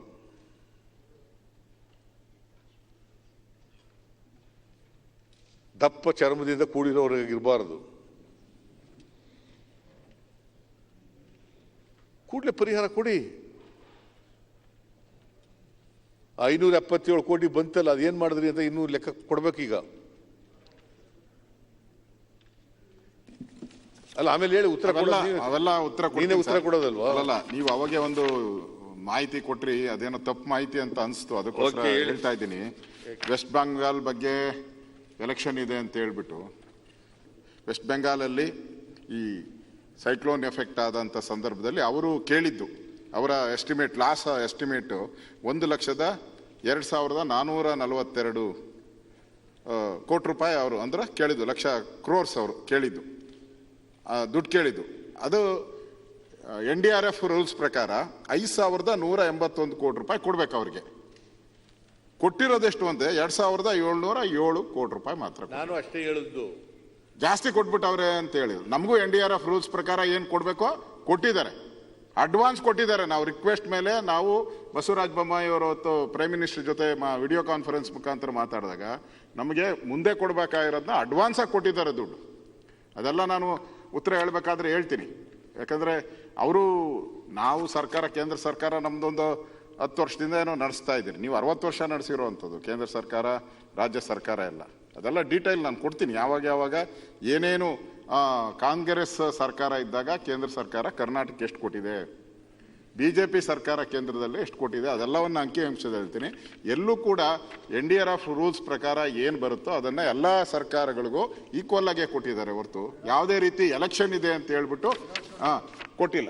ಯಾವುದೇ ರೀತಿ ಕೊಟ್ಟಿಲ್ಲ, ಅದಕ್ಕೆ ಅಂಕಿಅಂಶ ಕೊಟ್ಟಿದ್ದೀನಿ. ನೀವು ಅಲ್ಲ, NDRF ಪ್ರಕಾರ ನಮ್ಗೆ ಬರಬೇಕಾಗಿತ್ತು ಸುಮಾರು 3,500 ಕೋಟಿ ಹಿಂದಿನ ವರ್ಷ, ಆದ್ರೆ ನಮ್ಗೆ ಬಂದಿದ್ದು 1,189 ಕೋಟಿ ಅಷ್ಟೇ. ಜೈ ಕೊಡ್ತೀನಿ ನಾನು. ಅದನ್ನೇ ಹೇಳಿದ್ದು, UPA-ದಲ್ಲಿ 17,000 ಕೇಳಿದ್ ಬರೀ 700 ಕೊಟ್ರಿ. ಆದ್ರೆ NDRF ಪ್ರಕಾರ ಅವ್ರು ಹೇಳಿದ್ರಲ್ಲ ಅದನ್ನು NDRF ಪ್ರಕಾರನೇ ನಾನು ಹೇಳ್ತಿರೋದು, ತೆಗೆದು ನೋಡಿ ಸ್ವಲ್ಪ. ಅಲ್ಲ, NDRF ಈ ವರ್ಷವೂ ನಮ್ಗೆ ಬರಬೇಕಾಗಿತ್ತು 7,500 ಕೋಟಿ. ಈಗ ಅಷ್ಟು ಲಾಸ್ ಅನ್ನ ಜಸ್ಟ್ ಕಾಂಪನ್ಸೇಷನ್, ಅದು UPA ಸರ್ಕಾರ ಇರ್ಬೋದು, NDA ಸರ್ಕಾರ ಇರ್ಬೋದು. ನೀವು ಬರೀ ಒಂದೇ ಸೆಕ್ಷನ್ ನೋಡಬೇಡಿ, ಹಿಂದಿಂದೆಲ್ಲ ಏನ್ ಬಂದಿದೆ ಅಂತ ಹೇಳ್ತಾರೆ ಅವ್ರು. ಆಮೇಲೆ ಅಲ್ಲ, ವೆಸ್ಟ್ ಬೆಂಗಾಲ್ ಅಲ್ಲಿ 2,700 ಕೋಟಿ ಕೊಟ್ಟಿದ್ದೀರಿ, ಅದು ಅವರು 5,500 ಕೋಟಿ ಕೇಳಿದ್ದಾರೆ, 50% ಕೇಳಿದ್ದೀರಿ. ನಾವು ಅಲ್ಲಿ 7,500 ಕೋಟಿಯಲ್ಲಿ 1,250 ಕೋಟಿ ಅಲ್ಲಿ ಬರಬೇಕಾಗಿತ್ತು. ಪೂರ್ಣ ಮಾಹಿತಿ ಇಲ್ಲದೆ ನಾವು ಚರ್ಚೆ ಮಾಡೋಕ್ಕಾಗಲ್ಲ. ಈಗ ಇವ್ರು ಹೇಳಿದ್ರು 1 ಲಕ್ಷ ಲಾಸ್ ಆಗಿದೆ ಅಂತ, ಅದು ಎಷ್ಟಾಗಿದೆ ಏನಾಗಿದೆ ನಮ್ಗೇನು ಗೊತ್ತು. So we are not in a position to place the things as they are in West Bengal. ಬೊಮ್ಮಾಯಿರ ಅವ್ರದ್ದು ಲಾಸ್ ಆಗಿರೋದು 1 ಲಕ್ಷ ಆಯ್ತು. ಈಗ ಅಶೋಕ್, 1 ಲಕ್ಷ ಅಶೋಕ್ ಅವ್ರದ್ದು ಲಾಸ್ ಆಗಿರೋ ರೀ. ಅಶೋಕ್, ನೀವು ಹೇಳಿದ್ರಿ ವೆಸ್ಟ್ ಬೆಂಗಾಲ್ 1 ಲಕ್ಷ ಚಿಲ್ಲರೆ ಮೆಮೊರಾಂಡಮ್ನಲ್ಲಿ ಕೇಳಿದ್ರು. SDRF NDRF ಪ್ರಕಾರ 5,50,200 ಕೋಟಿ ಮಾಡಿ ಇದೆ, ಅದರ ಪ್ರಕಾರ ನಾರ್ಮ್ಸ್ ಪ್ರಕಾರ ಅಂತ ಹೇಳಿದಿರಿ. 5,200 ಕೋಟಿಗೆ 2,707 ಕೋಟಿ ಕೊಟ್ಟವ್ರೆ. ನಿಮ್ಮದೆಷ್ಟು? 2,381 ಕೋಟಿ ಅಂತ ನೀವೇ ಹೇಳಿದ್ದು NDRF ಪ್ರಕಾರ. ಅದರಲ್ಲಿ 50% ಆದರೆ ಎಷ್ಟು ಕೊಡಬೇಕಪ್ಪ? 60% ಆದರೆ ಎಷ್ಟು ಕೊಡಬೇಕು? ನಿಮ್ಗೆ 557 ಕೋಟಿ ಕೊಟ್ಟಿದ್ದಾರೆ. ನೀವೇನು ಹೇಳ್ತೀರಿ? ಇದು ಫಸ್ಟ್ ಇನ್ಸ್ಟಾಲ್ಮೆಂಟು, ಇನ್ನೂ ಕೊಡ್ತಾರೆ ಅಂತ ಹೇಳ್ತೀರಿ. ಹೋದ ವರ್ಷನೂ ಅದೇ ಹೇಳಿದಿರಿ, ಇನ್ನೂ ಕೊಡ್ತಾರೆ, ಇದು ಫಸ್ಟ್ ಇನ್ಸ್ಟಾಲ್ಮೆಂಟು 1,652 ಕೋಟಿ ಫಸ್ಟ್ ಇನ್ಸ್ಟಾಲ್ಮೆಂಟು, ಆಮೇಲೆ ಇನ್ನೂ ಕೊಡ್ತಾರೆ ಅಂತಂದ್ರಿ. ಕೊಡಲಿಲ್ಲ. ಈ ವರ್ಷ 577 ಕೋಟಿ ಕೊಟ್ಟಿದ್ದಾರೆ, 2 ಮೆಮೊರಾಂಡಮ್ ಕೊಟ್ಟಿದ್ದೀರಿ, ಕೊಡಲಿಲ್ಲ. ಅದರಿಂದ ನಿಮ್ಮ ನಿರೀಕ್ಷೆ ಇನ್ನೂ ಜಾಸ್ತಿ ಕೊಡ್ತಾರೆ ಅಂತ ಅನ್ನೋದು ಇದೆಯಲ್ಲ, ನನಗೆ ಗೊತ್ತಿರೋ ಮಟ್ಟಿಗೆ ಅವ್ರು ಕೊಡಲ್ಲ. ಬಿಕಾಸ್ ನಾನು ಕೂಡ 5 ವರ್ಷ ಬರಗಾಲ ಇದ್ದಾಗ ಅನೇಕ ಸಾರಿ ಹೋಗಿ ಪ್ರೈಮ್ ಮಿನಿಸ್ಟರ್ನ ಭೇಟಿ ಮಾಡಿ, ಫೈನಾನ್ಸ್ ಮಿನಿಸ್ಟರ್ನ ಭೇಟಿ ಮಾಡಿ, ರೆವಿನ್ಯೂ ಮಿನಿಸ್ಟರ್ನ ಭೇಟಿ ಮಾಡಿ, ಹೋಮ್ ಮಿನಿಸ್ಟರ್ನ ಭೇಟಿ ಮಾಡಿ ಎಲ್ಲ ಮಾಡಿದ್ವಿ. ಕೊಡಲ್ಲ ಅವರು. 577 ಕೋಟಿ ಕಡಿಮೆ ಆಯಿತು ಅಂತೇಳಿ ನೀವು ಒತ್ತಾಯ ಮಾಡಬೇಕು ಹೋಗಿ ಅವರಿಗೆ. ಹೋದ ಸಾರಿ 35,000 ಕೋಟಿಗೆ ಅವ್ರು ಕೊಟ್ಟದೆಷ್ಟು? ಬರೀ 1,652 ಕೋಟಿ. ನೀವೇ ಮೆಮೊರಾಂಡಮ್ನ ರಿಕ್ವೆಸ್ಟ್ ಮಾಡಿದ್ದದು. ಈ ಸಾರಿ 24,841 ಕೋಟಿಗೆ ಅದು NDRF 2,381 ಕೋಟಿ ಆಗ್ತದೆ. SDRF ನಾರ್ಮ್ಸ್ ಪ್ರಕಾರ. ಆ ನಾರ್ಮ್ಸ್ಗೆ ಸೀಮಿತ ಆಗಬೇಕು ಅಂತ ಏನಿಲ್ಲ, ಯಾವ ನಿಯಮನೂ ಕೂಡ ಹೇಳೋದಿಲ್ಲ ಹಂಗಂತ. ಅಷ್ಟಕ್ಕೆ ಸೀಮಿತ ಆಗ್ರಿ, ಹೆಚ್ಚಾಗೂ ಕೊಡ್ಬೋದು, ಆದರೆ ಮನಸ್ಸಿರಬೇಕಾಗ್ತದೆ. ಅದರಿಂದ ದಯಮಾಡಿ don't defend government of India. Defend ಮಾಡ್ಕೊಳ್ಳುವಾಗ ಮಾಡ್ಕೊಳ್ಳಿ, ಯಾವ ಸಂದರ್ಭದಲ್ಲಿ ಮಾಡ್ಕೋಬೇಕು ಅಲ್ಲಿ ಮಾಡ್ಕೊಳ್ಳಿ. But so far as the finances are concerned, so far as our share in the devolution of taxes are concerned, let us not have any compromise. Sir, 1 second. As far as our state shares and state rights are concerned, we will never compromise. ಇಲ್ಲಿ ಯಾಕೆ ನಾನು ಇಂಟರ್ವ್ಯೂನ ಆಗ್ಬೇಕಂತಿರಲಿಲ್ಲ. ನೀವು West Bengal ಜಾಸ್ತಿ ಕೊಟ್ಟಿವೆ ಅಂತಂದ್ರೂ ಕೂಡ ಅದನ್ನು check ಮಾಡಿ ಅದನ್ನು ಅದ್ರ ಬಗ್ಗೆ ನಮ್ಮ ಅಲ್ಲ. ಆದರೆ ಇಲೆಕ್ಷನ್ಗೋಸ್ಕರ ಕೊಟ್ಟಿರಿ ಅಂತಂದು ಅಂದಾಗಲೇ ನಾವು ಇಂಟರ್ವ್ಯೂನ ಆಗಬೇಕಾದ್ರು. ಅಲ್ಲಿನೂ ಕೂಡ ಅಪೋಸಿಷನ್ ಗೌರ್ಮೆಂಟೇ ಇದೆ. ಅಲ್ಲ, that is your opinion. My opinion is ಅಲ್ಲಿ ಅಪೋಸಿಷನ್ ಗೌರ್ಮೆಂಟ್ ಇದೆ. ಅದು ಹೆಂಗೆ ನೀವು ಫೇವರಬಲ್ ಆಗುತ್ತೆ? ಈಗ ಜಾಸ್ತಿ ಕೊಟ್ರೆ ಆ ಗೌರ್ಮೆಂಟ್ಗೆ ಹೆಸರು ಬರ್ತದೆ ಅಲ್ಲಿ. Objection to have your opinion. So there is, my point is, there is no 5,200 ಕೋಟಿ NDRF ಪ್ರಕಾರ ಕೊಡಬೇಕಾಗಿತ್ತು. ನಿಮ್ಮ ಒಪಿನಿಯನ್ ಯಾವುದು ಬೇಸಿಸ್ ಇಲ್ಲ, ಪೊಲಿಟಿಕಲ್ ಬೇಸ್ ಮಾಡಿ ಮಾತಾಡ್ತಾ ಇದ್ದೀರಿ. ಅವ್ರು ಒಪ್ಕೊಂಡ್ರಲ್ಲ 2,707 ಕೋಟಿ ಕೊಟ್ಟಿದ್ದಾರೆ ಅಂತ. ಉಪಸಭಾಪತಿಗಳೇ, ಹೌದಲ್ರಿ? 19 ಅಶೋಕ್ ಅವರೇ, ಒಂದೇ ನಿಮಿಷ ಸರ್, 2,707 ಕೋಟಿ ಕೊಟ್ಟಿರೋ ನಿಜ ತಾನೆ? ಹೇಳ್ತೀನಿ ತಾಳಿ ಸರ್, ಅದನ್ನೇ ಅಂಕಿಅಂಶನೇ ಹೇಳ್ತೀನಿ ನಿಮ್ಮ ಹತ್ರ. ಉಪಾಧ್ಯಕ್ಷರೇ, 2019-20 ಇದರಲ್ಲಿ ನಾವು ಕೇಳಿರೋ ಒಂದು ಕೇಂದ್ರ ಸರ್ಕಾರದ ಪರಿಹಾರಕ್ಕೆ ನಾವು ಕೋರಿರುವಂಥದ್ದು 3,000 ಅಂದರೆ ರೂಲ್ಸ್ ಪ್ರಕಾರ 3,891.80 ಕೋಟಿ ರೂಪಾಯಿಗಳನ್ನು ಕೇಳಿದ್ರಿ. ಕೇಂದ್ರ ಸರ್ಕಾರ ಬಿಡುಗಡೆ ಮಾಡಿದ್ದು 19-20ರಲ್ಲಿ 1652.85. 2020-21ರಲ್ಲಿ ನಾವು ಕೇಳಿರುವಂಥದ್ದು 755.81.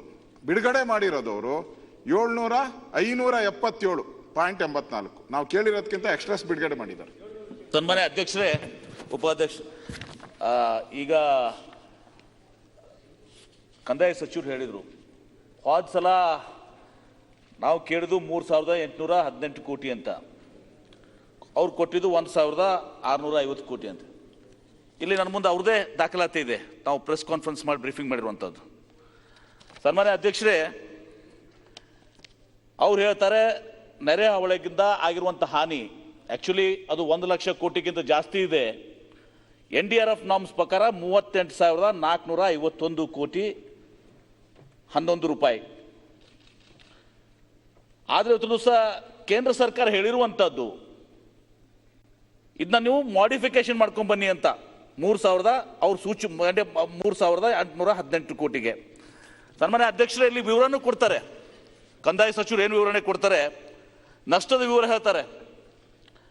ಕೃಷಿ ತೋಟಗಾರಿಕೆ ಬೆಳೆ ನಷ್ಟದ ವಿವರ, ಕೃಷಿ ತೋಟಗಾರಿಕೆ ಬೆಳೆ 8,88,8.88 ಲಕ್ಷ ಹೆಕ್ಟೇರ್ ಹಾನಿಯಾಗಿರುವಂಥದ್ದು.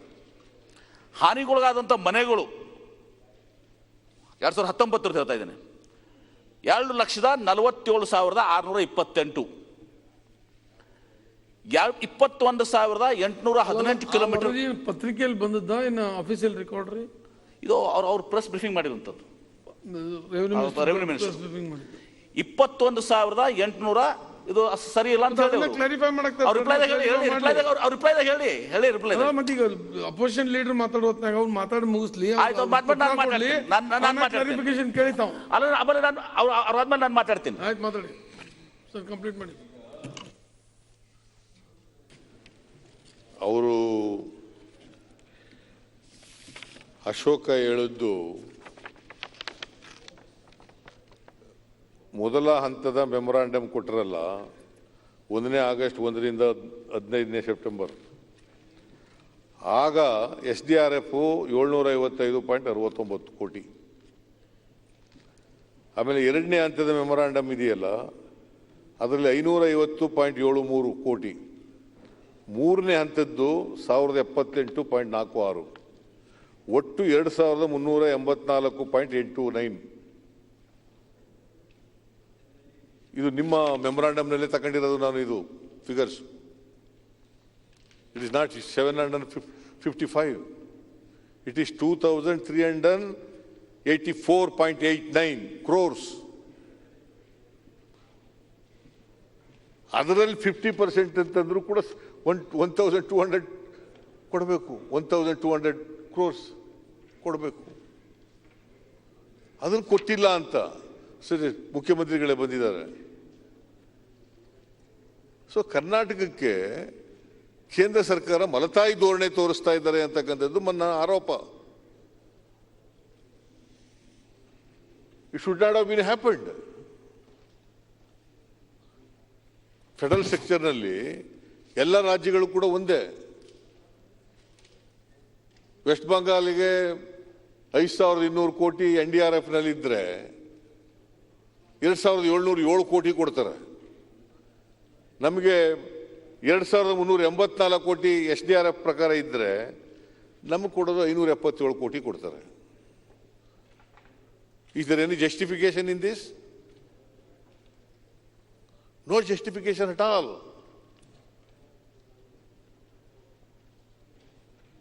ಸರ್ಕಾರ ಒತ್ತಡ ಹಾಕೋದ್ರಲ್ಲಿ ಹಿಂದೆ ಬಿದ್ದಿದೆ.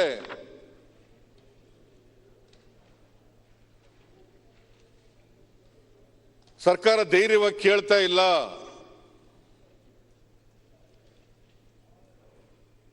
ನಾವೇನು ಭಿಕ್ಷೆ ಬೇಡದಲ್ಲ, ಅದು it's our in a federal system. ಎಲ್ಲ ಸರ್ಕಾರಗಳ ಅವರ ಹಕ್ಕು ಅದು. ಆಮೇಲೆ ನಾನು 3 ಪತ್ರ ಬರೆದೆ ಮುಖ್ಯಮಂತ್ರಿಗಳೇ, ಒಂದಕ್ಕಾದ್ರೂ ಉತ್ತರ ಕೊಡಲ್ವಾ? ಕೊಡಲ್ಲ ಅಂದ್ರೆ ಕೊಡೋದಿಲ್ಲ, ಬಿಡಿ ತೆಗಿ. ಇದೇನು ಪ್ರಜಾಪ್ರಭುತ್ವ ಅಂತ ಏನು ಹೇಳಕ್ ಬರಲ್ಲ. ಅಧಿಕಾರಿಗಳಿಗೆ ಬರೆದರೆ ಉತ್ತರ ಕೊಡಲ್ಲ. ನಿಮಗೆ ಈ ಪ್ರವಾಹ ಬಂದ ಮೇಲೆ ಈ ವರ್ಷ 3 ಪತ್ರಗಳು ಬರೆದಿದ್ದೀನಿ. 3 ಪತ್ರಗಳು.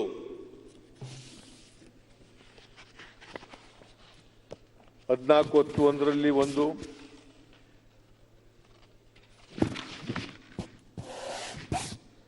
29/10 ಒಂದು ಪತ್ರ, 27/10/2020 ಒಂದು ಪತ್ರ, 3 ಪತ್ರಗಳು ಬರೆದಿದ್ದೀನಿ. ಪರಿಹಾರ ಕೊಡಿ ಕೊಡಿ ಕೊಡಿ ಕೊಡಿ ಅಂತೇಳಿ.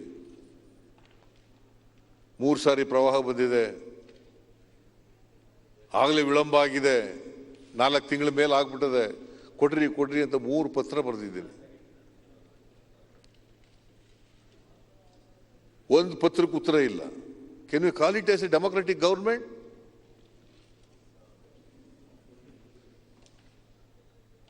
ಪ್ರಜಾಪ್ರಭುತ್ವದಲ್ಲಿ ಲೀಡರ್ ಆಫ್ ದಿ ಅಪೋಸಿಷನ್ಗೆ ಒಂದು ಉತ್ತರ ಕೊಡಲ್ಲ ಅಂತಂದ್ರೆ, ಅಧಿಕಾರಿಗಳಿಗೆ ಪತ್ರ ಬರೆದರೆ ಮಾಹಿತಿ ಕೊಡಿ ಅಂದ್ರೆ ಕೊಡಲ್ಲ, ಪರ್ಸನಲ್ ಆಗಿ ಮಾತಾಡಿದ್ರು ಕೊಡಲ್ಲ, ನಿಮಗೆ ಮುಖ್ಯಮಂತ್ರಿಗಳಿಗೆ ಪತ್ರ ಬರೆದರೆ ನೀವು ಉತ್ತರ ಕೊಡಲ್ಲ. ಹೇಗೆ ಫಂಕ್ಷನ್ ಮಾಡೋದು? ಹೆಂಗೆ ಹೆಂಗೆ ಈ ರಾಜ್ಯದ ಜನರಿಗೆ ನ್ಯಾಯ ಕೊಡೋದು ಹೆಂಗೆ? This is my point. ಅದರಿಂದ ನಾನು ಪ್ರಸ್ತಾಪ ಮಾಡಿರ್ತಕ್ಕಂಥ ಎಲ್ಲ ಪ್ರಶ್ನೆಗಳಿಗೂ ಕೂಡ ನಾನು ಉತ್ತರ ಬಯಸ್ತೀನಿ, ಉತ್ತರ ಕೊಡಬೇಕು. ಮತ್ತು ಕೂಡಲೇ ಪರಿಹಾರ ಕೆಲಸಗಳನ್ನ ಚುರುಕುಗೊಳಿಸ್ತಕ್ಕಂಥ ಕೆಲಸವನ್ನು ಮಾಡಬೇಕು. ಪಾಪ ಜನರು ಕಣ್ಣೀರಲ್ಲಿ ಕೈ ತೊಳಿತಕ್ಕಂಥ ಪರಿಸ್ಥಿತಿ ಕರ್ನಾಟಕದಲ್ಲಿದೆ.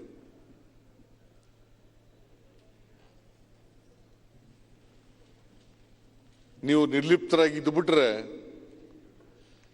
ನಿಮ್ಮ ರಾಜಕೀಯ ಬೆಳವಣಿಗೆಗಳನ್ನು ನಿಭಾಯಿಸೋದ್ರಲ್ಲಿ ನಿಮ್ಮ ಕಾಲ ಕಳೆದೋಗ್ಬಿಟ್ರೆ ಈ ಜನಗಳು ನೋಡೋರು ಯಾರು? ಅದರಿಂದ ನಾನು ಒತ್ತಾಯ ಮಾಡ್ತೇನೆ, ಕೂಡಲೇ ಸರ್ಕಾರ ಕಾರ್ಯೋನ್ಮುಖ ಆಗಬೇಕು. ಬೆಳೆ ನಷ್ಟ ಆದವರಿಗೆ ಬೆಳೆ ಪರಿಹಾರ ಕೊಡಬೇಕು, ಮನೆ ಕಳ್ಕೊಂಡವರಿಗೆ ಕೊಡಬೇಕು, ಇನ್ಫ್ರಾಸ್ಟ್ರಕ್ಚರು ನಷ್ಟ ಆಗಿದೆ ಕೊಡಬೇಕು, ಪ್ರಾಣಹಾನಿಯಾಗಿರ್ತಕ್ಕಂಥವ್ರು ಕೊಡಬೇಕು, ದನಕರುಗಳು ಸತ್ತಿದ್ರೆ ಕೊಡಬೇಕು, ಶಾಲಾ ಸರ್ಕಾರಿ ಬಂಗಲೆ ಕಟ್ಟಡಗಳು ಹಾಳಾಗಿದ್ರೆ ಅವಕ್ಕೆ ರೆಸ್ಟೋರ್ ಮಾಡ್ತಕ್ಕಂಥ ಕೆಲಸ ಮಾಡಬೇಕು, ಹೊಸ ಕಟ್ಟಡಗಳು ಕಟ್ಟೋದಾದ್ರೆ ಕಟ್ಟಬೇಕು. ಇವೆಲ್ಲನೂ ಕೂಡ ಕೂಡಲೇ ಮಾಡಬೇಕು ಅಂತ ಅಟ್ಲೀಸ್ಟ್ ಮನುಷ್ಯನಿಗೆ ಸಂಬಂಧಪಟ್ಟಂಥ ಸಮಸ್ಯೆಗಳಿಗೆ ಪರಿಹಾರ ಕೊಡ್ತಕ್ಕಂಥ ಕೆಲಸವನ್ನು ಕೂಡಲೇ ಸರ್ಕಾರ ಮಾಡಬೇಕು ಅಂತೇಳಿ ಒತ್ತಾಯವನ್ನು ನಿಮ್ಮ ಮೂಲಕ ಸರ್ಕಾರಕ್ಕೆ ಮಾಡ್ತಾ ಇದ್ದೇನೆ. ಮಾನ್ಯ ಅಧ್ಯಕ್ಷರೇ, ನಾನು ಇವತ್ತು ಈ ಪ್ರವಾಹದ ಬಗ್ಗೆ 3 ಸಾರಿ ಏನು ಕರ್ನಾಟಕದಲ್ಲಿ ಬಂದು ಕರ್ನಾಟಕದ ಜನಜೀವನ ಅಸ್ತವ್ಯಸ್ತ ಆಗ್ಬಿಟ್ಟದೆ. ಇಡೀ ಬದುಕನ್ನು ಕೊಚ್ಕೊಂಡು ಹೊಟ್ಟೋಗ್ಬಿಟ್ಟಿದೆ, ಜನರದ ಬದುಕು ಕೊಚ್ಚೋಗ್ಬಿಟ್ಟಿದೆ. ಬಿಕಾಸ್ ಹಿಂದೆ ಯಾವಾಗಲೂ ಕೂಡ ಇಷ್ಟೊಂದು ದೊಡ್ಡ ಪ್ರಮಾಣದ ಪ್ರವಾಹ 2 ವರ್ಷ ಕಂಟಿನ್ಯೂಸ್ ಆಗಿ ಬಂದಿರೋದಿಲ್ಲ. ಆ ನಿದರ್ಶನ ಇಲ್ಲ. ಸೆಪ್ಟೆಂಬರ್ನಲ್ಲಿ ಒಂದು ಸಾರಿ ಬಂದಿತ್ತು, ಆಗಲೂ ಯಡಿಯೂರಪ್ಪನವರು ಮುಖ್ಯಮಂತ್ರಿ ಆಗಿದ್ದರು 2009ರಲ್ಲಿ. ಅದಾದಮೇಲೆ 2 ವರ್ಷ ಕಾನ್ಸಿಕ್ಯೂಟಿವ್ ಆಗಿ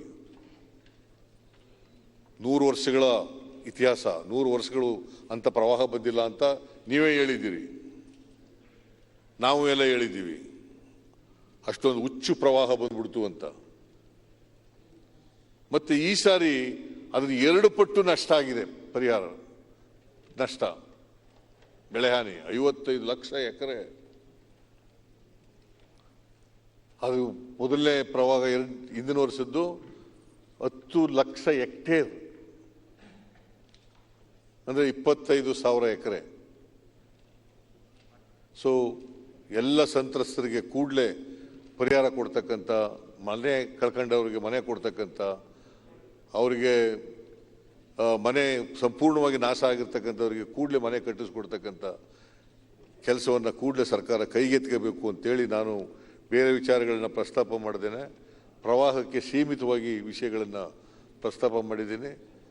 ನಾನು ಸರ್ಕಾರ ಇದನ್ನು ಮೈ ಮರಿಬಾರ್ದು, ನಿರ್ಲಿಪ್ತರಾಗಿ ಕೂತ್ಕೋಬಾರ್ದು.